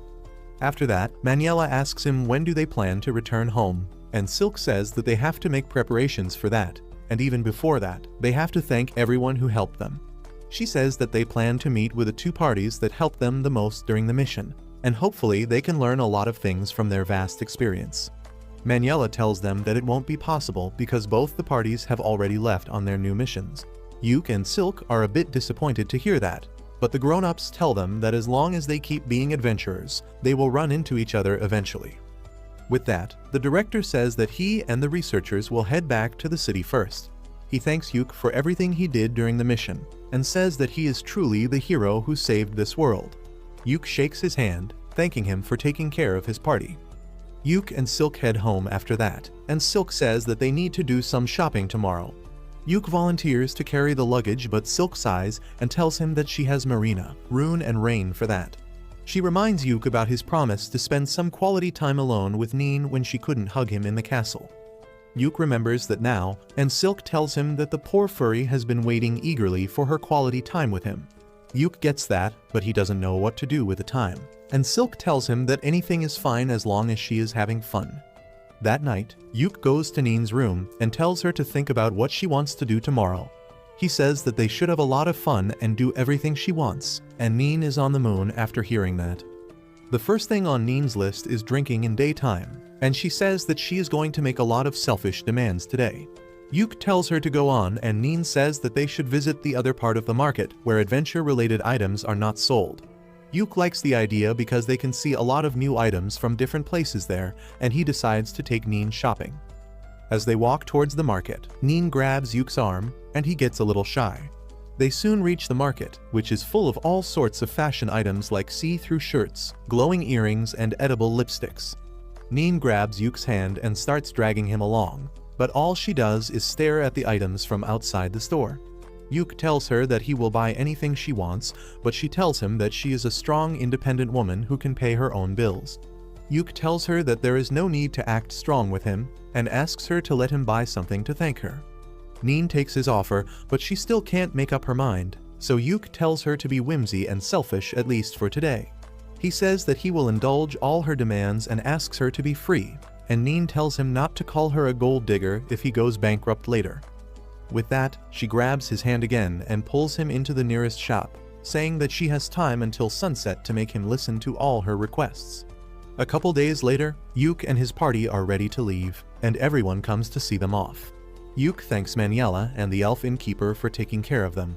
She tells them to visit her again, and the girls promise that they will come again because of the hot springs. Once they have said their goodbyes, Yuke says it is time for them to go home, and they ride a carriage back to their home city. On the way, Marina teaches Rune how to handle the horses, and everyone has a lot of fun enjoying jolly dinners and watching the beautiful scenery. They finally return to their city after traveling for 2 weeks. All of them are excited to be back home, but they were not expecting their fans to gather on the streets to welcome them. They are equally surprised and happy about this, and after greeting their fans, Yuke decides to visit the guild to report to the guildmaster. He sends the girls ahead as he enters the guild, where the receptionist Mammer welcomes him with a bright smile. Yuke thanks her for helping with Rain's problems, but Mammer shushes him, saying that someone might overhear their conversation, and that can create problems later. However, she gladly accepts his thanks and says that she is looking forward to see how he repays her for it. After that, Yuke goes to the guildmaster's office, but he has already heard everything from Maniela. Yuke asks if he also received a report about Prince Mastoma, and the guildmaster affirms. He says that they have already started the process to help him, but it will take some time. He asks Yuke to be patient about it and then moves on to his reward for completing the mission. The guildmaster says that he will deposit the amount in Clover Party's account later, because it is too huge of an amount to be given out in cash. He keeps hyping Yuke up, telling him not to faint when he sees the amount when suddenly Jamie barges into the room. She immediately rushes to Yuke's side and begins checking if he is fine. He asks her to stop, but the guildmaster asks him to let the girl smother him for a bit because she was really worried when she heard that he disappeared in the dungeon. The old man then starts mimicking how Jamie cried that she was going to save Yuke, and she gets embarrassed about that. Yuke thanks Jamie for worrying about him, and she replies that she was only worried that she won't get the medicine for her brother if he died. Well, the guildmaster rats out that tsundere immediately, mimicking her again and revealing how she declared that she will be the one to save Yuke once she can go on adventures again. Jamie lashes at the old guy, but he just laughs because she never told him to keep it a secret. Yuke and Jamie also start laughing, and then she tells him that she managed the Clover house with the real estate agent's help while he was away, and the kitchen is fully stocked right now. Yuke thanks her and then tells her that they will have a party soon to celebrate their successful mission. The guildmaster decides to invite himself to drink some free booze, and Yuke can't say no to him. On the other hand, the girls reach their house where the real estate agent tells them that he fixed a couple of loose doors and leaky taps while they were away, and he also remodeled a room to make it more comfortable for Rune. The girls thank him for looking after their house, and he leaves them to rest. Rune gets really happy that she is going to live here, and just then Yuke returns too. He gathers the girls to give them an important message, saying that they did great on the mission, and now they should rest for a few days before picking up any mission. The girls agree but remind Yuke that he is the one who needs to rest the most. Later, Yuke goes to the rooftop to watch the sunset in silence, but Rain comes there because she can tell that his mind is full of thoughts. He admits that he can't stop thinking about what they should do next, and Rain says this is why one of them needs to babysit him at all times. She then holds his hand and tells him that he is amazing and how he makes everyone around them want to be better. A couple days later, Guildmaster Benwood pays Yuke a visit early in the morning with a mysterious guest, saying that they have some urgent business with him. Yuke welcomes them both in and offers to take the guest's coat. The man thanks him for that, but as soon as he removes his hood, Yuke kneels on the ground because the strange guest is none other than the king. King Vincent tells Yuke to rise up because he is undercover today and there is no need for any formality. Yuke finds it hard to agree to that order, but Benwood also tells him to loosen up, because the king was like his uncle Saga's little brother, which makes them like family too. Anyway, they sit down to talk and Silk comes with tea for their guests. As soon as she sees the king, she freezes in shock, and Yuke tells her that it is a completely understandable reaction.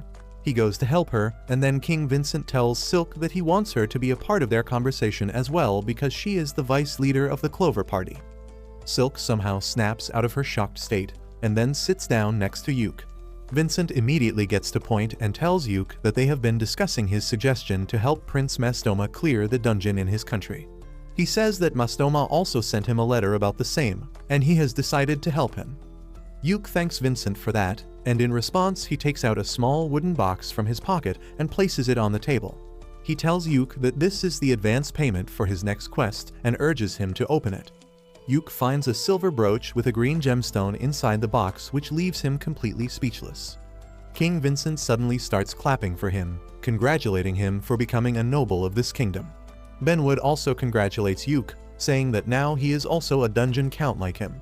Silk is still trying to figure out what is happening, and Benwood explains that only the adventurers who have greatest accomplishments in dungeon exploring are given the title of a noble, and now Yuke is one of them.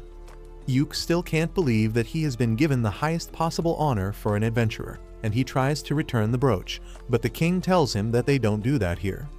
He then tells Yuke that he has already talked with the parliament and they have agreed to send an adventurer party to the dungeon in Salmuteria.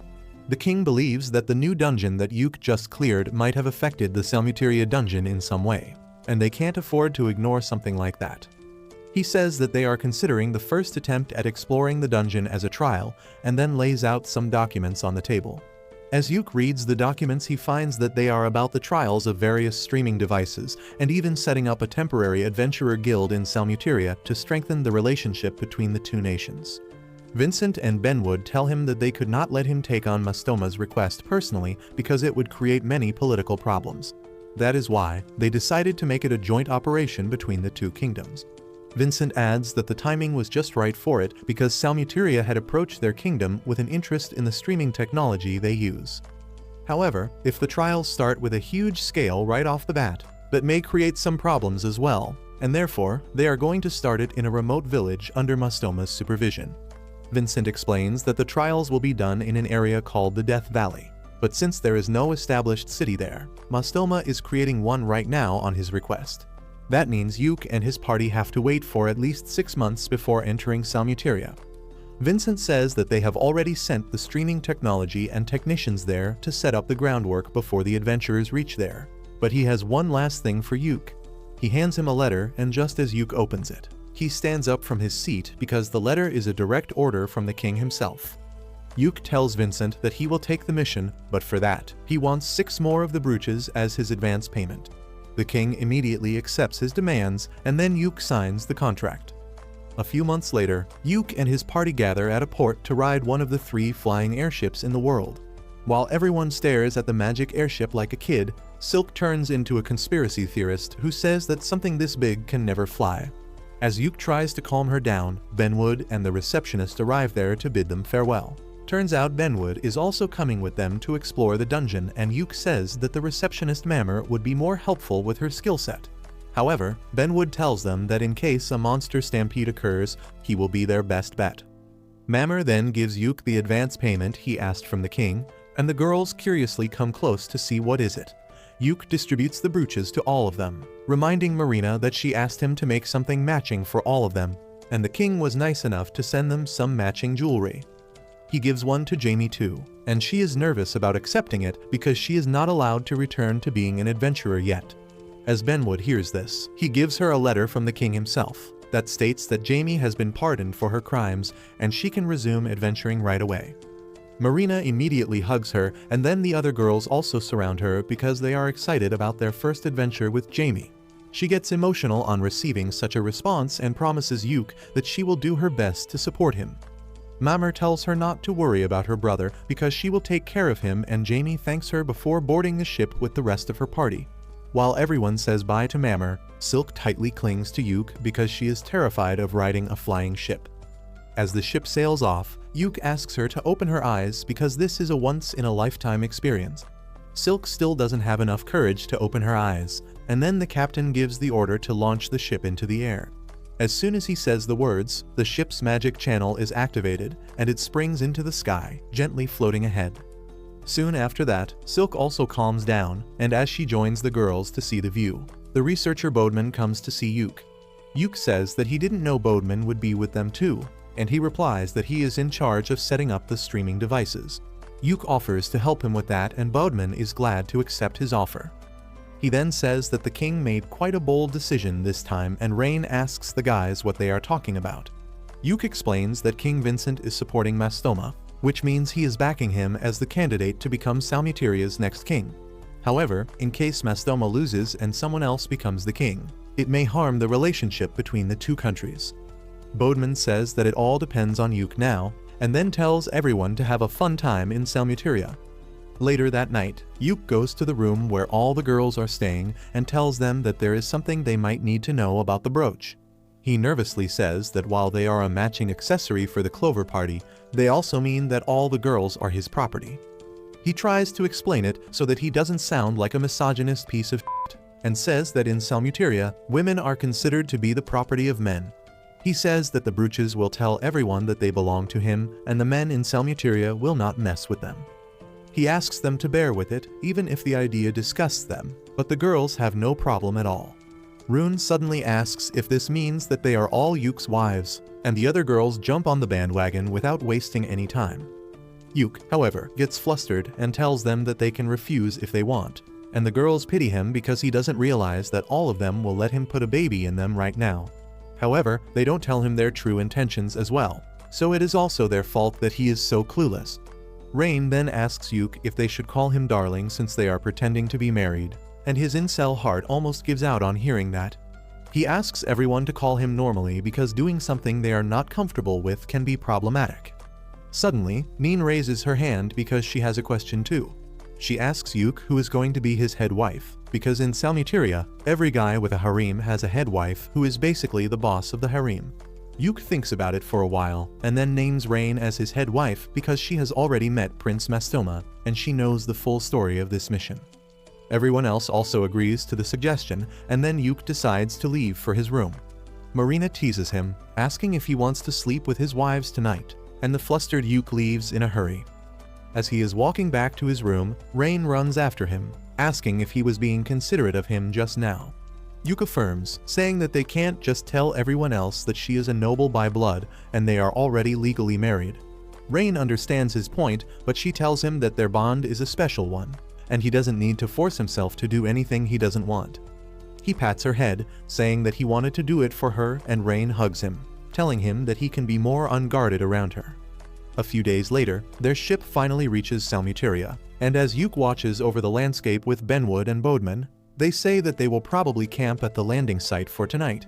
Benwood says that even though Prince Mastoma promised to send someone to escort them to the city, they will probably not travel during the night, and Bodeman hopes that is true. Just then, the alarm rings and the ship's captain orders the crew to prepare for landing. As they go down the clouds, Yuke gets really excited about what he is going to see in the Salmuteria Kingdom. But the first thing they come across after landing is a gang of vicious bandits. Yuke remarks that the timing of the bandits is quite suspicious, as if they already knew about them. Benwood agrees with him too, and he cracks his knuckles, saying that they should beat up the bandits to learn who sent them here. Yuke and his girls also draw their weapons to fight, and then the bandits charge at them furiously. Soon after they are done beating the bandits, Mastoma arrives there personally to welcome Yuke's team. As Yuke kneels to greet him, Mastoma says that the bridge leading to this place was badly damaged, so he had to arrange for a boat, and they got late because of that. He then asks Yuke to get up because he doesn't want any formality between them, and says that they should talk as equals. Yuke nervously says that he can't do that, but Mastoma simply lifts him up, refusing his refusal. He then thanks him for his efforts in convincing the king of Welmelia to explore the dungeon, but Yuke says that he is just repaying the favor. With that, they turn their attention to the captured bandits, and Yuke asks the prince if he knows anything about them.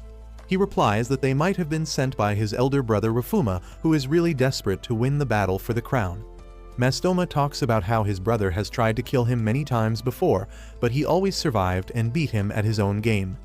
He orders his men to take the bandits away and start interrogating them, and then warns Yuke to be more careful from now on. Yuke asks him if he can tell Benwood and others about Prince Rafuma being behind the attack, and Mastoma has no problem. After that, Mastoma again returns to the topic of Yuke being too formal with him, but then his wife steps in and translates what he actually means.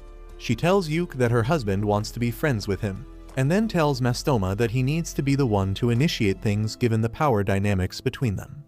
Mastoma takes her advice seriously and immediately gets chummy with Yuke, telling him to call him by his name. Yuke panics, wondering how he should react to this situation, but just then Rain comes there and tells him to take Mastoma's offer.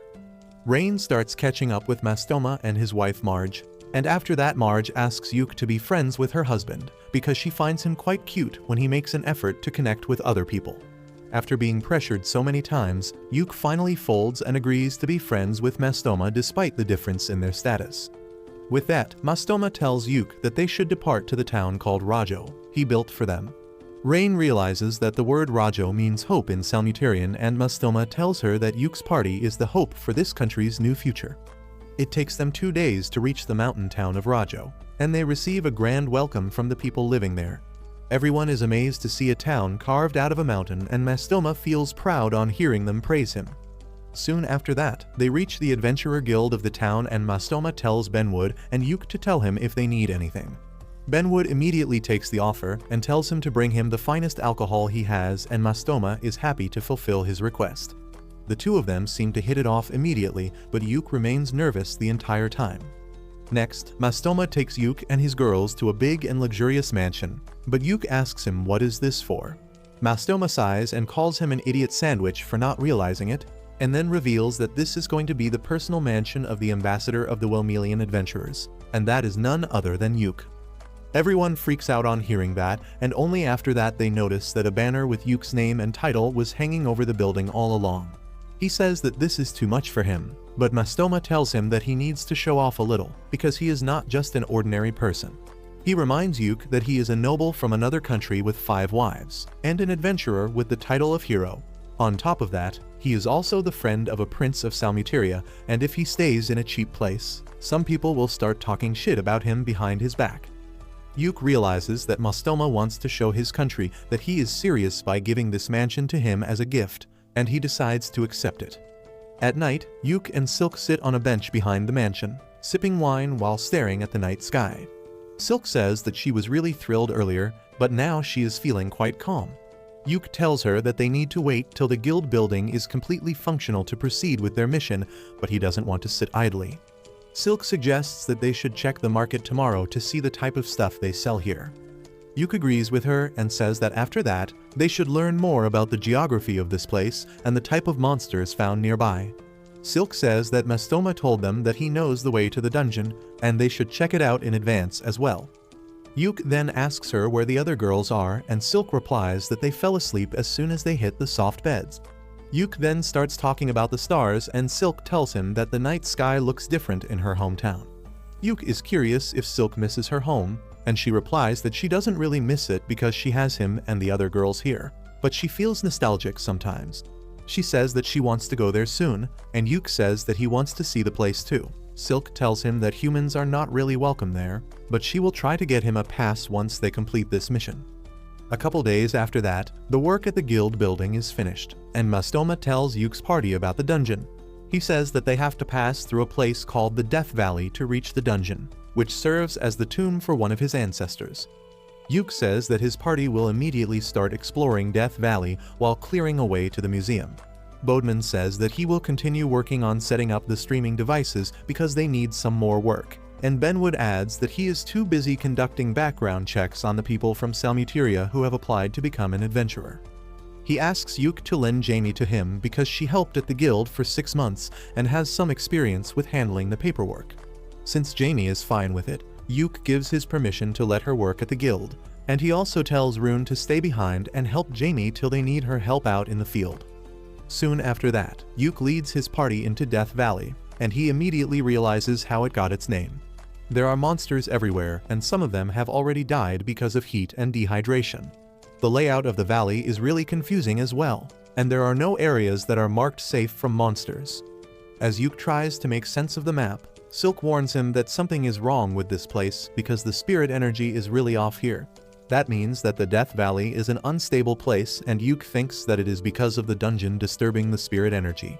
He fears that there might be a dungeon overflow or a stampede at this rate, and suddenly, the curse mark on his face activates. Rain asks him what should they do if the seal on the dungeon has worn off, and Yuk replies that they will have to inform Mastoma first before taking any action. However, he decides to continue investigating till they have solid proof and tells the girls that they are going to be camping here tonight. At night, Yuk's curse mark starts acting up even more, and he feels like it is reacting to something in the direction where the royal tomb is. Rain tells him that she can also feel something is off, and just then, Silk calls them both to discuss their plans for the next day. Everyone gathers around the fire as Yuk tells them that the goal for tomorrow is to reach the royal tomb, when suddenly, a sharp wind blows and everyone gets alert. They get up and draw their weapons because they sensed a strong monster nearby, and then Yuk's curse mark starts hurting.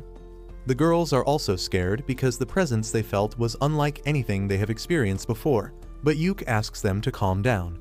He tells Neen to scout the surroundings and find what is wrong without putting herself in danger, and she soon returns with shocking news. She reveals that there is a group of 20 monsters heading towards them from the east. And what is even more surprising is that there are different types of monsters in the group. Yuk panics on hearing that because it means the situation is as serious as a dungeon stampede, because normally only a single type of monsters come out of a dungeon. He then asks Silk if they can get back to Rajo before the sun rises, and she tells him that though it will be hard and risky, it is possible. Yuk decides to take that risk because reaching the town and informing everyone comes first. He puts out the fire and tells the girls to be on high alert as they run because they don't know what kind of monsters they are facing, and the night doesn't work in their favor as well. He then boosts their physical abilities so that they can run faster, and just a few minutes later, they run into some dino monsters. Luckily, Neen senses them in time and Yuk puts them to sleep with his magic, giving Marina the chance to finish them off. They resume running with that. And then Silk tells Yuk that the dungeon is definitely affecting this place, and the problem might be even more serious than a stampede. Yuk agrees with her, and says that they need to do something about it soon, because at this rate, the dungeon may create problems for the whole of Salmuteria. Just then, Rain asks everyone to stop because she found a shortcut. Neen tells her that there is no shortcut, but Rain points at the cliff in front of them, saying that they just need to go down, so they shouldn't waste time by using the route they took to climb up. She uses a spell to slow down their falling speed, and just as she finishes casting it, the group of monsters approaches them from behind.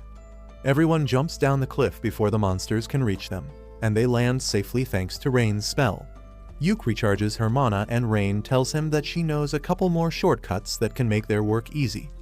They start running again, but soon another group of monsters comes in their way. Thanks to Neen's directions, Marina, Silk, and Yuk manage to take the monsters down immediately, and then they resume running. They reach the town before sunrise, and while everyone else is tired and goes to sleep, Yuk and Silk call a meeting with Mastoma and others. They give a detailed report of what happened, and Bodman checks the recordings to confirm that a dungeon stampede is going to start soon. Mastoma gets worried on hearing all this, and he asks everyone how do they handle such situations in their country. Benwood tells him that they send multiple adventurer parties to reduce the number of the monsters and find the cause of the stampede, and Bodman adds that they sometimes send the knights as well.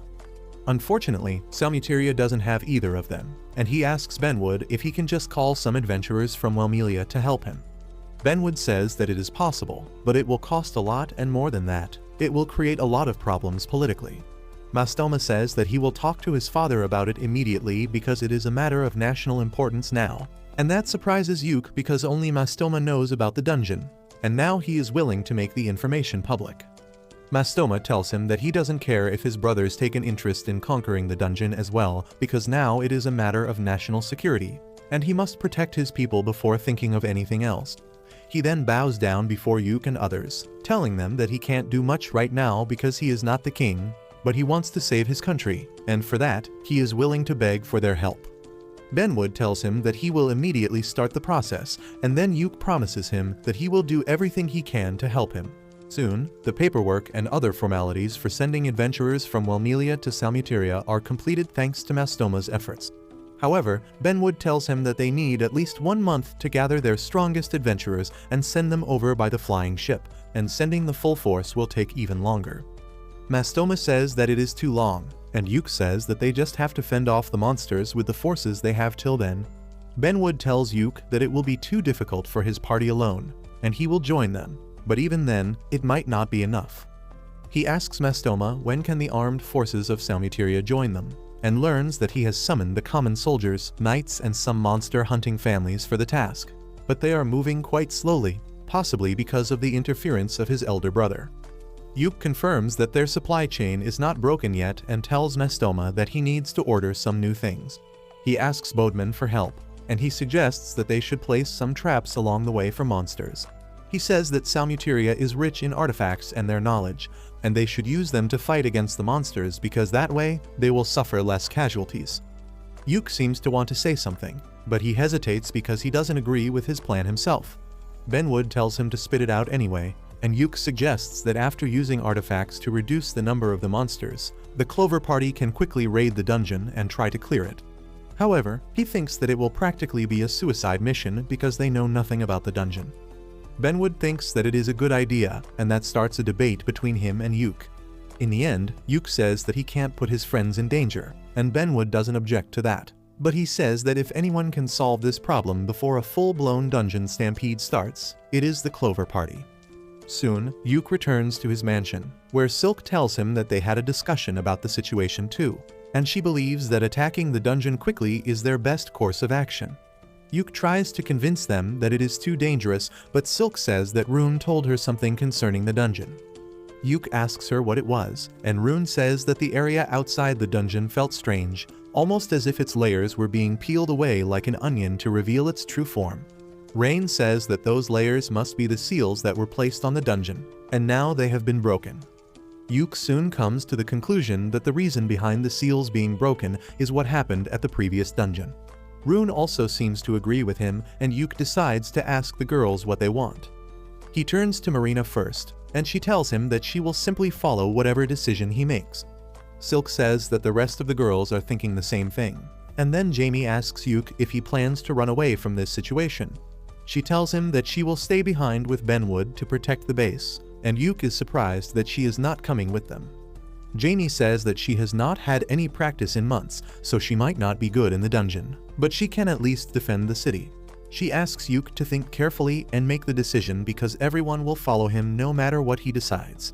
Everyone gathers around him, and that gives Yuk the courage to declare that they will launch a quick attack on the dungeon before things can get worse. The next day, they call a meeting and Yuk explains that they have 3 things to do on their mission to conquer the dungeon. The first thing is to set up the transmission network so that the live stream video from the dungeon can be shared to the base without a problem. Bodman thanks them for taking on this job when it is supposed to be his responsibility, and Silk says that the Valley of Death is too dangerous for non-combat normies like him. Their next mission is to find the best route to enter the dungeon and do a check of the live stream network, and Silk says that they plan to do both of them at once. Yuk adds that if they can find the entry point and the video reaches the city, they will move on to the third part of their mission, which is to conquer the dungeon. Benwood and others tell him that they will handle any monsters that escape during the stampede, and then Yuk asks if anyone has any questions. Rune raises her hand, asking Yuk to take her along. The girls try to tell her that the valley is really dangerous, but Rune says that since she is the Golden Priestess, she can sense distortion in space and time, and if she gets close to the dungeon, she might be able to figure out something. She tells Yuk that there is a lot of distortion in the dungeon here, even though it is not the same as the Golden City. She can't tell anything more than that right now, so everyone decides to let her come along. They set out on the mission the next day, and Yuk and Rain set up the artifacts to transmit the livestream. Yuk gets exhausted pretty quickly because he didn't expect it to be so hard doing something technical, and Silk tells him that he doesn't have to force himself. However, he assures her that he is fine and says that they will camp at the place where they stayed last time. He then goes to talk to Marina, who tells Yuk that she is feeling really anxious for some reason. Yuk hugs her to comfort her, but then suddenly, he starts feeling unwell. He falls to his knees and the girls immediately surround him. Rain realizes that his mana is disbalanced, and she helps him regain control by making him take deep breaths. Just then, Neen comes there running with an urgent news, and Yuk buffs everyone so that they can see what she found. Neen takes them to a cliff from where they can see a giant dark sphere located in the same direction as the dungeon. Yuk starts feeling uneasy after seeing it, and the curse mark on his face appears. He feels like he has seen the dark bubble somewhere else, but he can't remember where. He decides that the dark bubble is really dangerous, and they need to get away from this region immediately. He asks Silk to summon her snake spirit to learn if there is any danger here, and then tells Rune to climb on his back because they need to run. They reach at dawn, and everyone feels more relieved physically and mentally. Yuk says that they found something really interesting today, but now they have no means to launch a quick attack on the dungeon to conquer it. He thinks that they won't be able to break through the dark bubble and decides that informing Mastoma and Benwood comes first. As the sun rises, they reach the main city, and Yuk finds everyone in a state of panic. He asks a guard what happened and learns that Prince Rafuma has arrived in the city, and he wants to seize control of the city as well as the broadcasting artifacts here. Yuk immediately decides to intervene in the matter and goes to Mastoma's office, and he can hear the two princes yelling at each other all the way from the corridor. He takes a deep breath as he opens the door, and then introduces himself to Rafuma, who mocks him for being just a king. Mastoma asks Yuk to ignore the fat bastard and give his report, and Yuk tells him about the big black barrier that is surrounding the dungeon. He says that the barrier is radiating a dark and tense energy that has made the monsters go crazy, and at this rate, a dungeon raid is out of the question. Mastoma asks Yuk more about the barrier, but he has no idea what it is. Just then, Rune arrives there in her Golden Priestess form and says that the Black Barrier is actually this world's outer sea. She explains that every world is like a bubble floating in a sea of darkness. Mastoma has heard about the multiverse theory, and he asks Rune if the Sea of Darkness is flowing into this world. Rune tells him that it is something else entirely, because it appears that this world has become an inverted dungeon. She says that soon, this world will be covered by complete darkness like the one she and Yuk experienced in the past, and they need to clear the dungeon before that. While Yuk and Mastoma are worried about this, Rafuma thinks that it is just a pile of He tells Yuk to leave his country because the problem started the moment he came here, but Mastoma tells him to go away if he can't help. They stare at each other with hatred and anger for a while, and then Rafuma leaves, telling Mastoma that they are not done talking yet. Just as he leaves, Benwood comes running with another urgent news. He tells Mastoma and Yuk that a strange black barrier has appeared in dungeons all around the world, and he already knows that this is the sign of an inverted dungeon. Benwood explains that a tragedy like this occurred 16 years ago, and Yuk says that he has never heard of anything like that. Benwood says that it was kept top secret, and the reason he knows this is because he was a member of the party that sealed the inverted dungeon in infinite darkness. He says that they found an abyss door leading to another world in the infinite darkness dungeon and managed to seal it, and Mastoma asks more about that. Rune explains that infinite darkness is a stairway to multiple worlds. All the dungeons originate there, and eventually they return to it once they are destroyed. This makes Yuk realize that all the dungeons in the world are connected to each other, with infinite darkness being the common point. He tells Benwood that the abyss gate his party sealed has been opened, and the darkness flowing through it is leaking out through other dungeons, and that is the cause of the black barrier around the dungeons. He says that if they don't do anything, the entire world will be engulfed by darkness, and that means they need to cut off the problem at its root. He declares that they need to conquer the abyss gate at the bottom of the infinite darkness dungeon, because that is the only way to save the world. Hearing those words reminds Benwood of his glory days, when he raided the infinite darkness dungeon with his party that included the receptionist Mammer, the old hag Maniela, and Yuk's uncle Saga. After sealing the abyss gate, Benwood said that this is only a temporary relief measure, and until they defeat the Demon King, the dungeon would become active again and the world would be in danger of being swallowed by darkness. Saga remarked that the same thing happened to Yuk's homeland, but he was hopeful that someday, a hero would arrive to defeat the Demon King and conquer the infinite darkness once and for all. Back at the meeting, Benwood tells Yuk that if he plans to close the infinite darkness dungeon, they need to send a special investigation team in to find more details about it. He says that they can't protect an investigation team while trying to clear the dungeon, and Yuk simply replies that they won't take them along. He declares that they will destroy the infinite darkness dungeon, but Benwood tells him that his party tried to do the same but they failed. He says that they could only seal the dungeon, and this fact was kept a top secret for the longest time. However, he agrees that destroying the dungeon might be their only way to save the world, and he tells Yuk that he will immediately write a letter to the king to send the flying ship here to take them back home. Benwood says that he will ask the king to issue another royal order to gather all rank adventurers, and Yuk suggests that the investigation team can try to find more by the time they return. Mastoma asks how long will it take them to reach Infinite Darkness Dungeon, and Benwood replies that between the official procedure and the ship returning here, they will need at least 2 weeks. Yuk panics because it will be too late by then and asks if there is no faster way. Benwood tells him to take a break now because he has been moving constantly for the last 24 hours.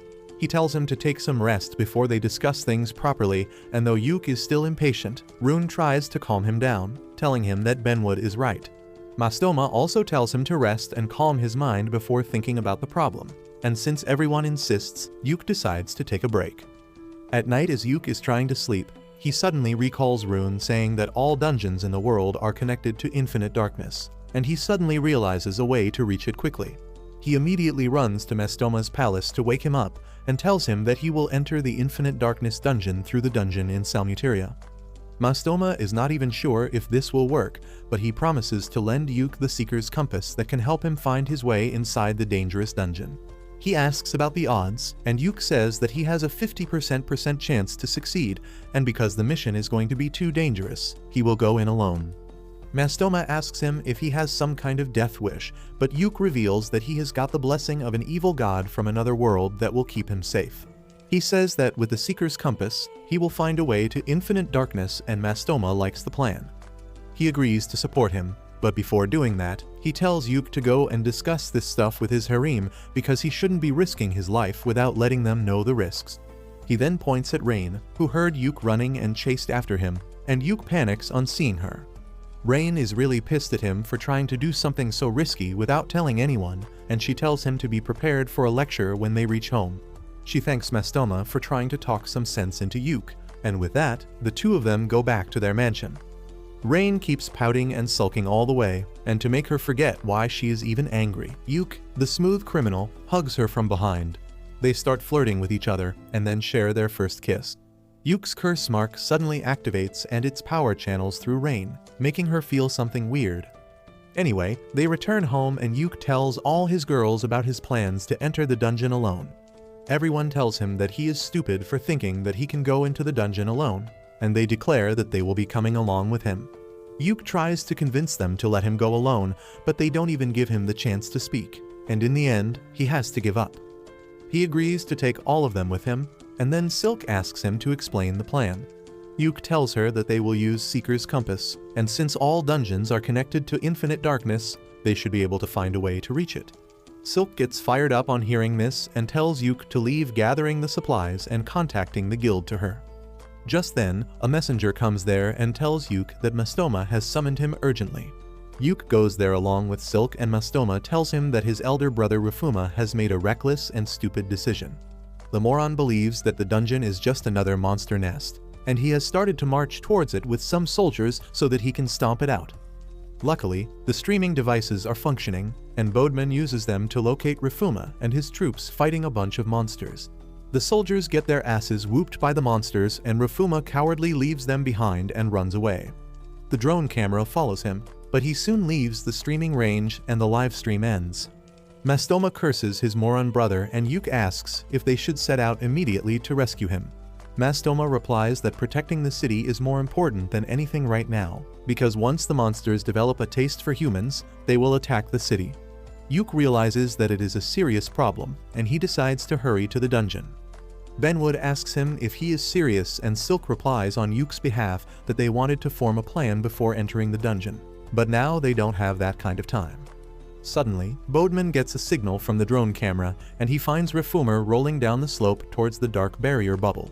Everyone watches intently as Rifuma touches the barrier that is protecting the reverse dungeon inside it, and then suddenly, he turns into a shadow stalker as the energy of the dungeon overwhelms him. He crosses the barrier after that, and Mastoma is confused by what he just saw. Benwood explains that his brother just turned into a shadow stalker, a mysterious monster that appears in the dungeon.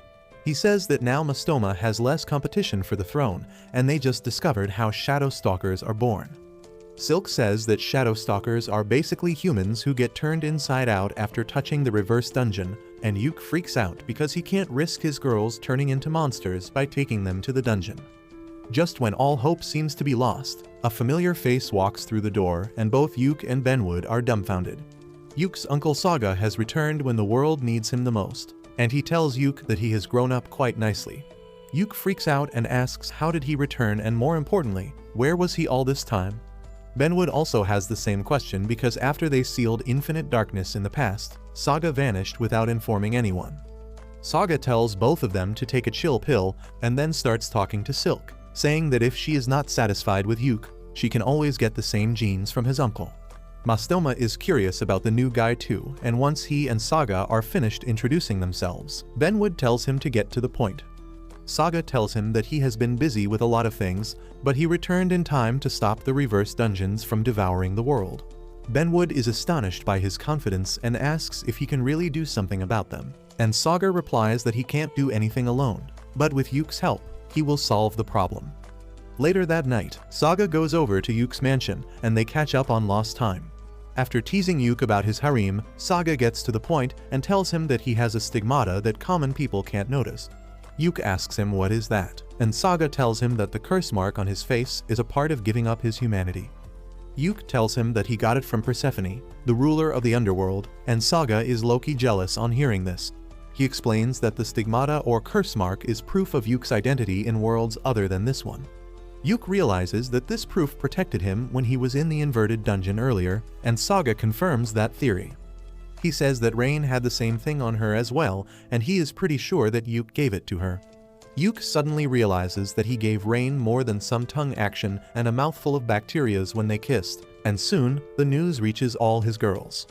As desperate as they are, all of them tell Yuke to give them the stigmata because that will make them stay unaffected by the inverted dungeon's powers.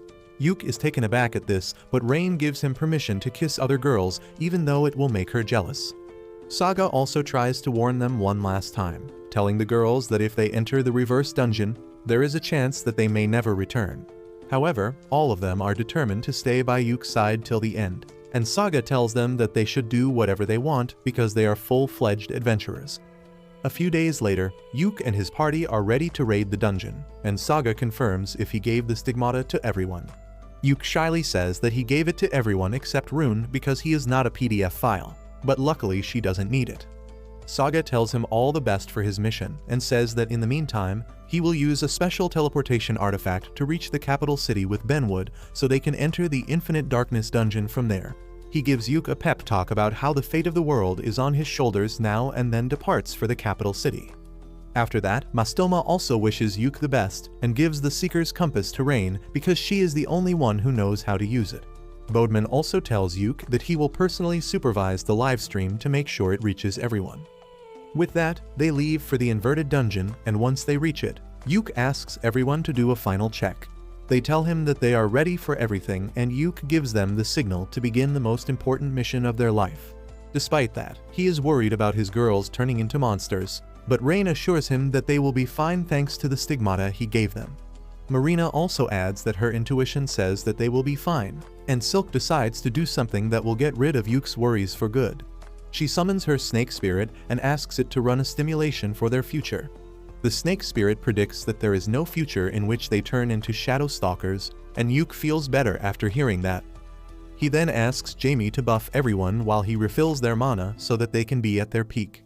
Next, he tells the girls that they will hold hands while entering the reverse dungeon, because if it has already turned into the infinite darkness, anyone who gets separated will get lost. Rain immediately grabs his left hand because she is his main girl, and Silk grabs his right hand because she is the party's vice leader. The rest of the girls hold their hands and they walk towards the barrier together. Yuk is still anxious about it, but they pass through the black bubble without any difficulty, and once they reach inside, everyone is perfectly fine. They are in the dark space of the reverse dungeon, and Yuk activates the livestream drones, hoping that they can still broadcast the video to the outside world. The video does indeed reach the outside world, and everyone eagerly watches as Rain pulls out the Seeker's compass to find the location of the entrance to the Infinite Darkness dungeon. She soon gets the location and leads everyone towards the entrance, and Jamie asks Yuk more about this place because he has been here once. He tells her that this dark world is a part of the Infinite Darkness dungeon, and if they can picture their destination and focus on it hard enough, they will surely find a way out. Just as they are talking about that subject, Rain feels something weird and stops. Everyone else gets alert as they see lights of different colors flashing in the air. The flashes become wider and brighter, eventually enclosing the entire party, and then suddenly, they find themselves in a different place. No one understands what is going on, but Neen remarks that this place looks exactly like Death Valley, but the vegetation is new.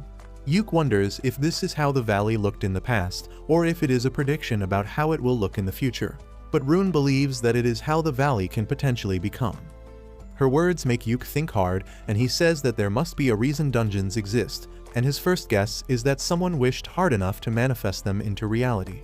The other guess is that they are a memory of the land itself. Marina pretends that she understands all of that, and Neen decides to scout the area before making a move. Yuk asks Rain and Jamie to use their telescopic eye magic to see if they can find anything, and Rain immediately tells him to lift her up. So Yuk lets her sit on his shoulder, sandwiching his face with her thighs, and Jamie tells them to get a room already. Anyway, Jamie flies high in the sky to get herself a better view of the place, and then uses the telescopic view to see if there is anything worth noticing. Rain also uses the spell, but neither of them find anything remarkable. Just then, Jamie returns, and she proves out to be the only one with the skills to gather information. She tells Yuk that the royal tomb is exposed, and it is surrounded by monsters that look like shadow stalkers. Yuk realizes that the entrance to infinite darkness lies inside the tomb, and the monsters are protecting it. He says that they don't have any other choice but to go to the tomb, but that makes Marina worried. Yuk asks her if she is fine, and she replies that she is okay, but it is clear that she is really troubled by something. Yuk hugs her to comfort her, and then asks to reveal what is bothering her. Marina says that she is scared about the thought of fighting the shadow stalkers, because they might be normal people. Yuk tells her that he understands her fears, but then he asks her how would she feel if she turned into a shadow stalker and attacked them. Marina replies that she would feel awful and would want someone to stop her quickly. Yuk smiles, saying that the people who became shadow stalkers must feel the same way, so it is their duty to stop them. Marina feels better on hearing that, and the party finally starts moving towards the royal tomb. They stop at the edge of the forest because the shadow stalkers are just up ahead. Yuk asks if anyone has plans on how to deal with them, and Jamie suggests that they use a diversion to lead them elsewhere. Yuk wonders if it would even work, but then suddenly, he realizes something. He reminds Jamie about the time they rescued her from the Infinite Darkness dungeon. There were shadow stalkers in the dungeon that time, but they did not attack them. Instead, they only attacked Simon, who was hit by his magic spell that was boosted using Persephone's curse mark. Yuk thinks that the shadow stalkers were reacting violently to the power of the curse mark, and that is why he is the only one who can become the decoy. Soon, Yuk reaches the entrance of the royal tomb, and a group of shadow stalkers is casually hanging out there.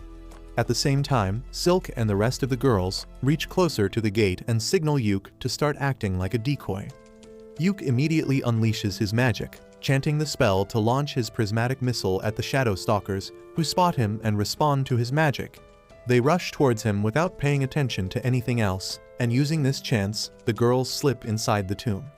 On the other hand, the monsters reach Yuk just before he finishes his spell, but it turns out that it was just a clone created using an artifact.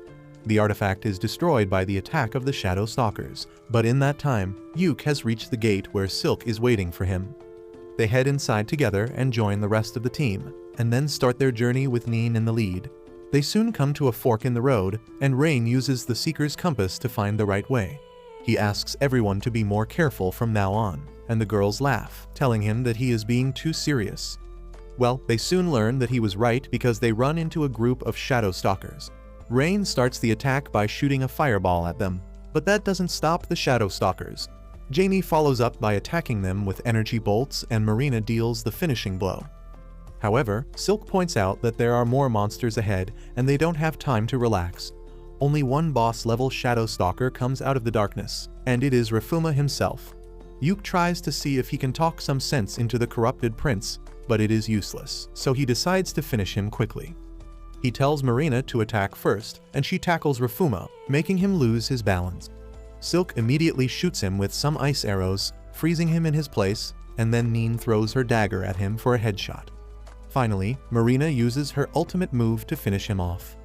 With that, they find the staircase leading them to the next floor, and Yuk is curious about what they will find next. Rune remarks that there is a dimensional boundary here, and explains that the stairs give off a completely different vibe compared to the dungeon floors. Yuk had never thought of that before, but he wonders if this is the reason why monsters can't come to the stairs and safe zones. Yuk praises Rune and asks her to tell him if she senses anything. But then everyone feels a strange wave washing over them, and the next moment, they find themselves in a bar at the Adventurers Guild in their hometown. Yuk tells everyone to stay on guard because they are still inside the dungeon, and this place has been made using their memories. They check out their surroundings and find that the guild building is full of people.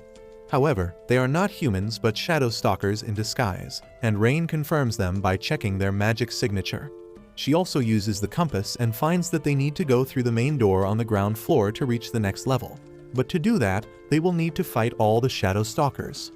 Suddenly, Rain points out at a table where Yuk is sitting with his former party and all of them are having fun together. Yuk is shocked to see this because he always wished things would turn out for them. He suddenly gets sad on seeing the dream that never came true, and Jamie comforts him, still feeling guilty about the past.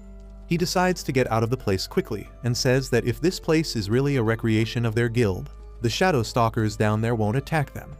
Silk agrees, saying that any sort of fighting is banned in the guild, and Yuk hopes that the rules apply even inside the dungeon. He tells the girls that they should split up so that they don't draw any attention, and asks them not to run or act frantic in any way. They head downstairs with that, and luckily, no one even pays them any attention. The girls leave the gate one by one, and Yuk is the last one. However, just as he reaches the gate, he hears his fake version get up and declare that he is leaving Thunder Pike. This shocks the real Yuk, but the fake one immediately says that he was joking, and everyone starts laughing. The fake party members praise the fake Yuk, saying that they would not be successful without his support. This pains Yuk because someone else is living the life he wanted, but he decides to move on quickly. Just then, Simon calls out to him and Yuk stops, but tells Silk to go on ahead because he will handle things here. He doesn't turn around and asks Simon what he wants, and he asks him where he got the robe from because it is an artifact used by red mages.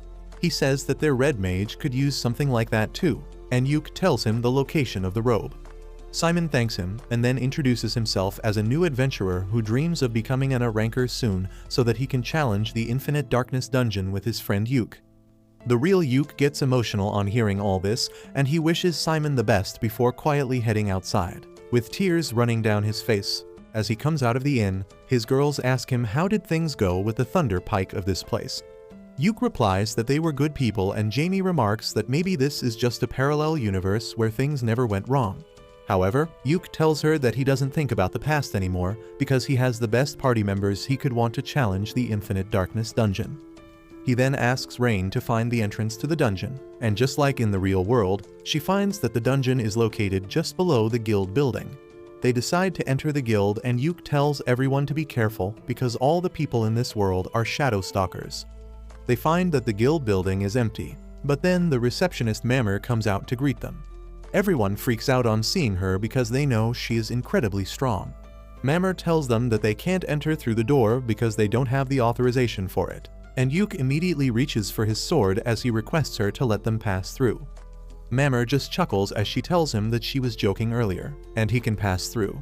Yuke is surprised by her reaction, but then Rain and Rune tell him that she is the real Mammer and not a disguised shadow stalker. Yuke quickly apologizes for trying to threaten her, and she acts like she is disappointed in him. She tells him that she found her shadow stalker duplicate and already took care of it. Yuke asks her if Saga and Benwood have reached the city, and Mammer affirms, saying that they sent her here to find them. She is surprised because she found Yuke by following Saga's direction exactly, and Yuke starts to realize what is going on. Mammer tells him that they don't have any time to waste and leads him to the gate that leads them to Infinite Darkness Dungeon, where Benwood is throwing hands with shadow stalkers.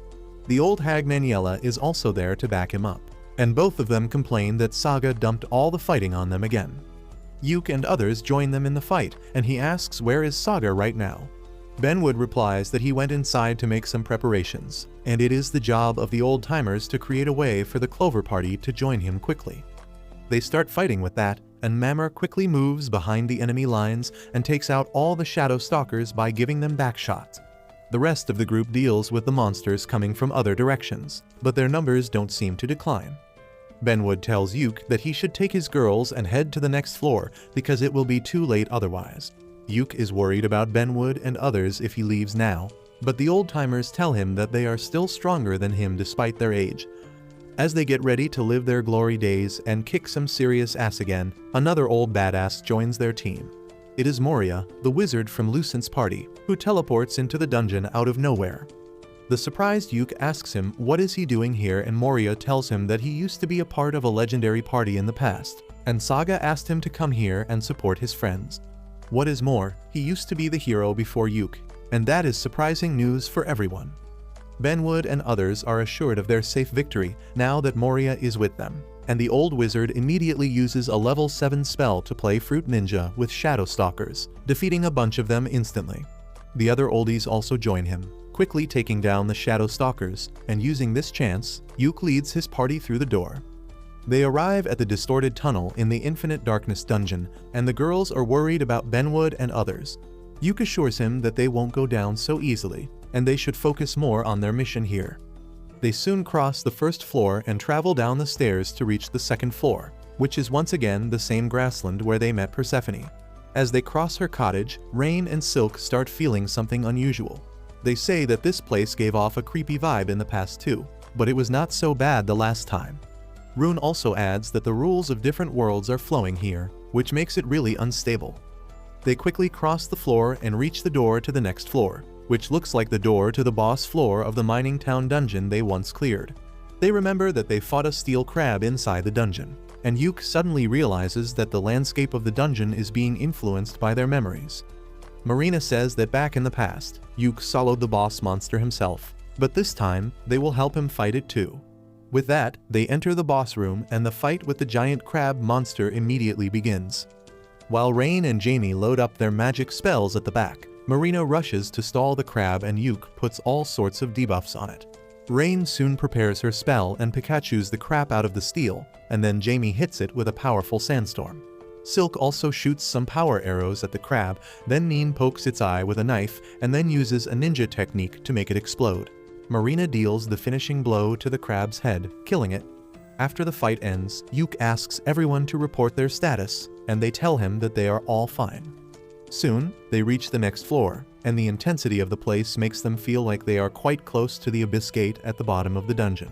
Rune warns Yuke to be careful, and he also realizes that the vibe of this place is not good at all. She says that another world seems to be clashing with this floor right now, and Yuke asks everyone to be even more careful. Suddenly, the sky starts turning dark, and before they can realize it, darkness engulfs everything. Rain quickly grabs Yuke's hand in the commotion, and when the darkness decreases, both of them are nowhere to be seen. Even Rune can't find any traces of where they went, and everyone panics. They turn to Silk because she is the leader in Yuke's absence, and she gets a prophecy from her snake spirit, who tells her that they will meet Yuke and Rain again. Silk tells everyone that they should keep moving forward and have faith that Yuke and Rain will be safe. Meanwhile, Yuke is teleported to the same dark space from where they entered the dungeon, and then suddenly, the landscape around him changes into a village he is quite familiar with. On top of that, Yuke finds that he has become a child again, and just then, his mom comes there to pick him up. He can't process what is happening when the sky suddenly darkens. His mom tells him that they need to get back home quickly, but Yuke realizes what is going to happen next. He grabs her hand and starts running in the opposite direction, but he doesn't succeed in his mission, as the black bubble barrier keeps expanding in his direction, and it converts his mom into a shadow stalker. Yuke falls to the ground in panic, and then his mom grabs his leg, turning him into a monster too. However, before he can be fully converted, Rain arrives there and pulls him back, telling him not to leave her. Yuke suddenly turns to his normal self, and the very next moment, the scenery around him returns to the endless darkness of the reverse dungeon. His transformation is also reversed, but he is still suffering from the panic attack. Rain helps him calm down, saying that he almost turned into a shadow stalker because of the dungeon's trick. However, since she instinctively grabbed his hand when it got dark, she was able to come here with him and save him. She hugs him, saying that she would lose everything if he turned into a shadow stalker, and Yuke thanks her for saving him. They decide to regroup with the rest of the girls, and Rain follows the compass to find their way out of this dimension that has changed a lot. There are stars in the background and planets that are quite close to them. As they keep walking, Rain notices the troubled look on Yuke's face and asks him what is bothering him. He nervously replies that he can't tell anyone about it no matter how much he wants, and she says that he can tell her anything.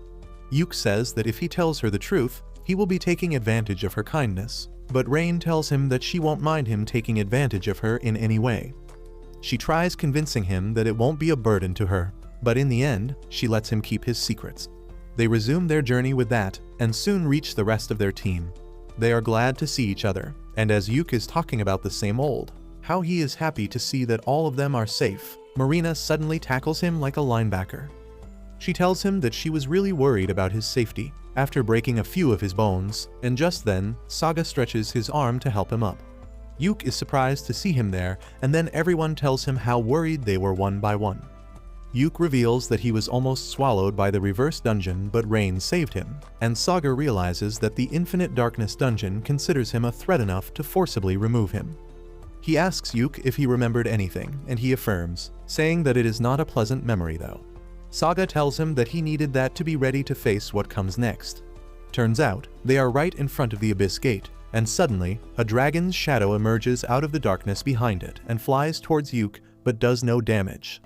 Rain can tell that the dragon had the same energy as Yuke when he was about to turn into a shadow stalker, and he can't say anything about it. Soon, everyone plops down to rest while Yuke and Saga discuss their strategy. Saga tells Yuke to reveal the truth to his girls, and he replies that he doesn't want to drag them into it. Saga calls Yuke an idiot sandwich because he doesn't realize that his girls would be happy to get dragged along with him. Soon, everyone is refreshed, and they get ready to enter the Abyss Gate. Yuke sets up the live streams and hopes that they are reaching everyone outside. He says that they are finally going to challenge the deepest level of the Infinite Darkness dungeon, and the girls say that it feels surreal and strange.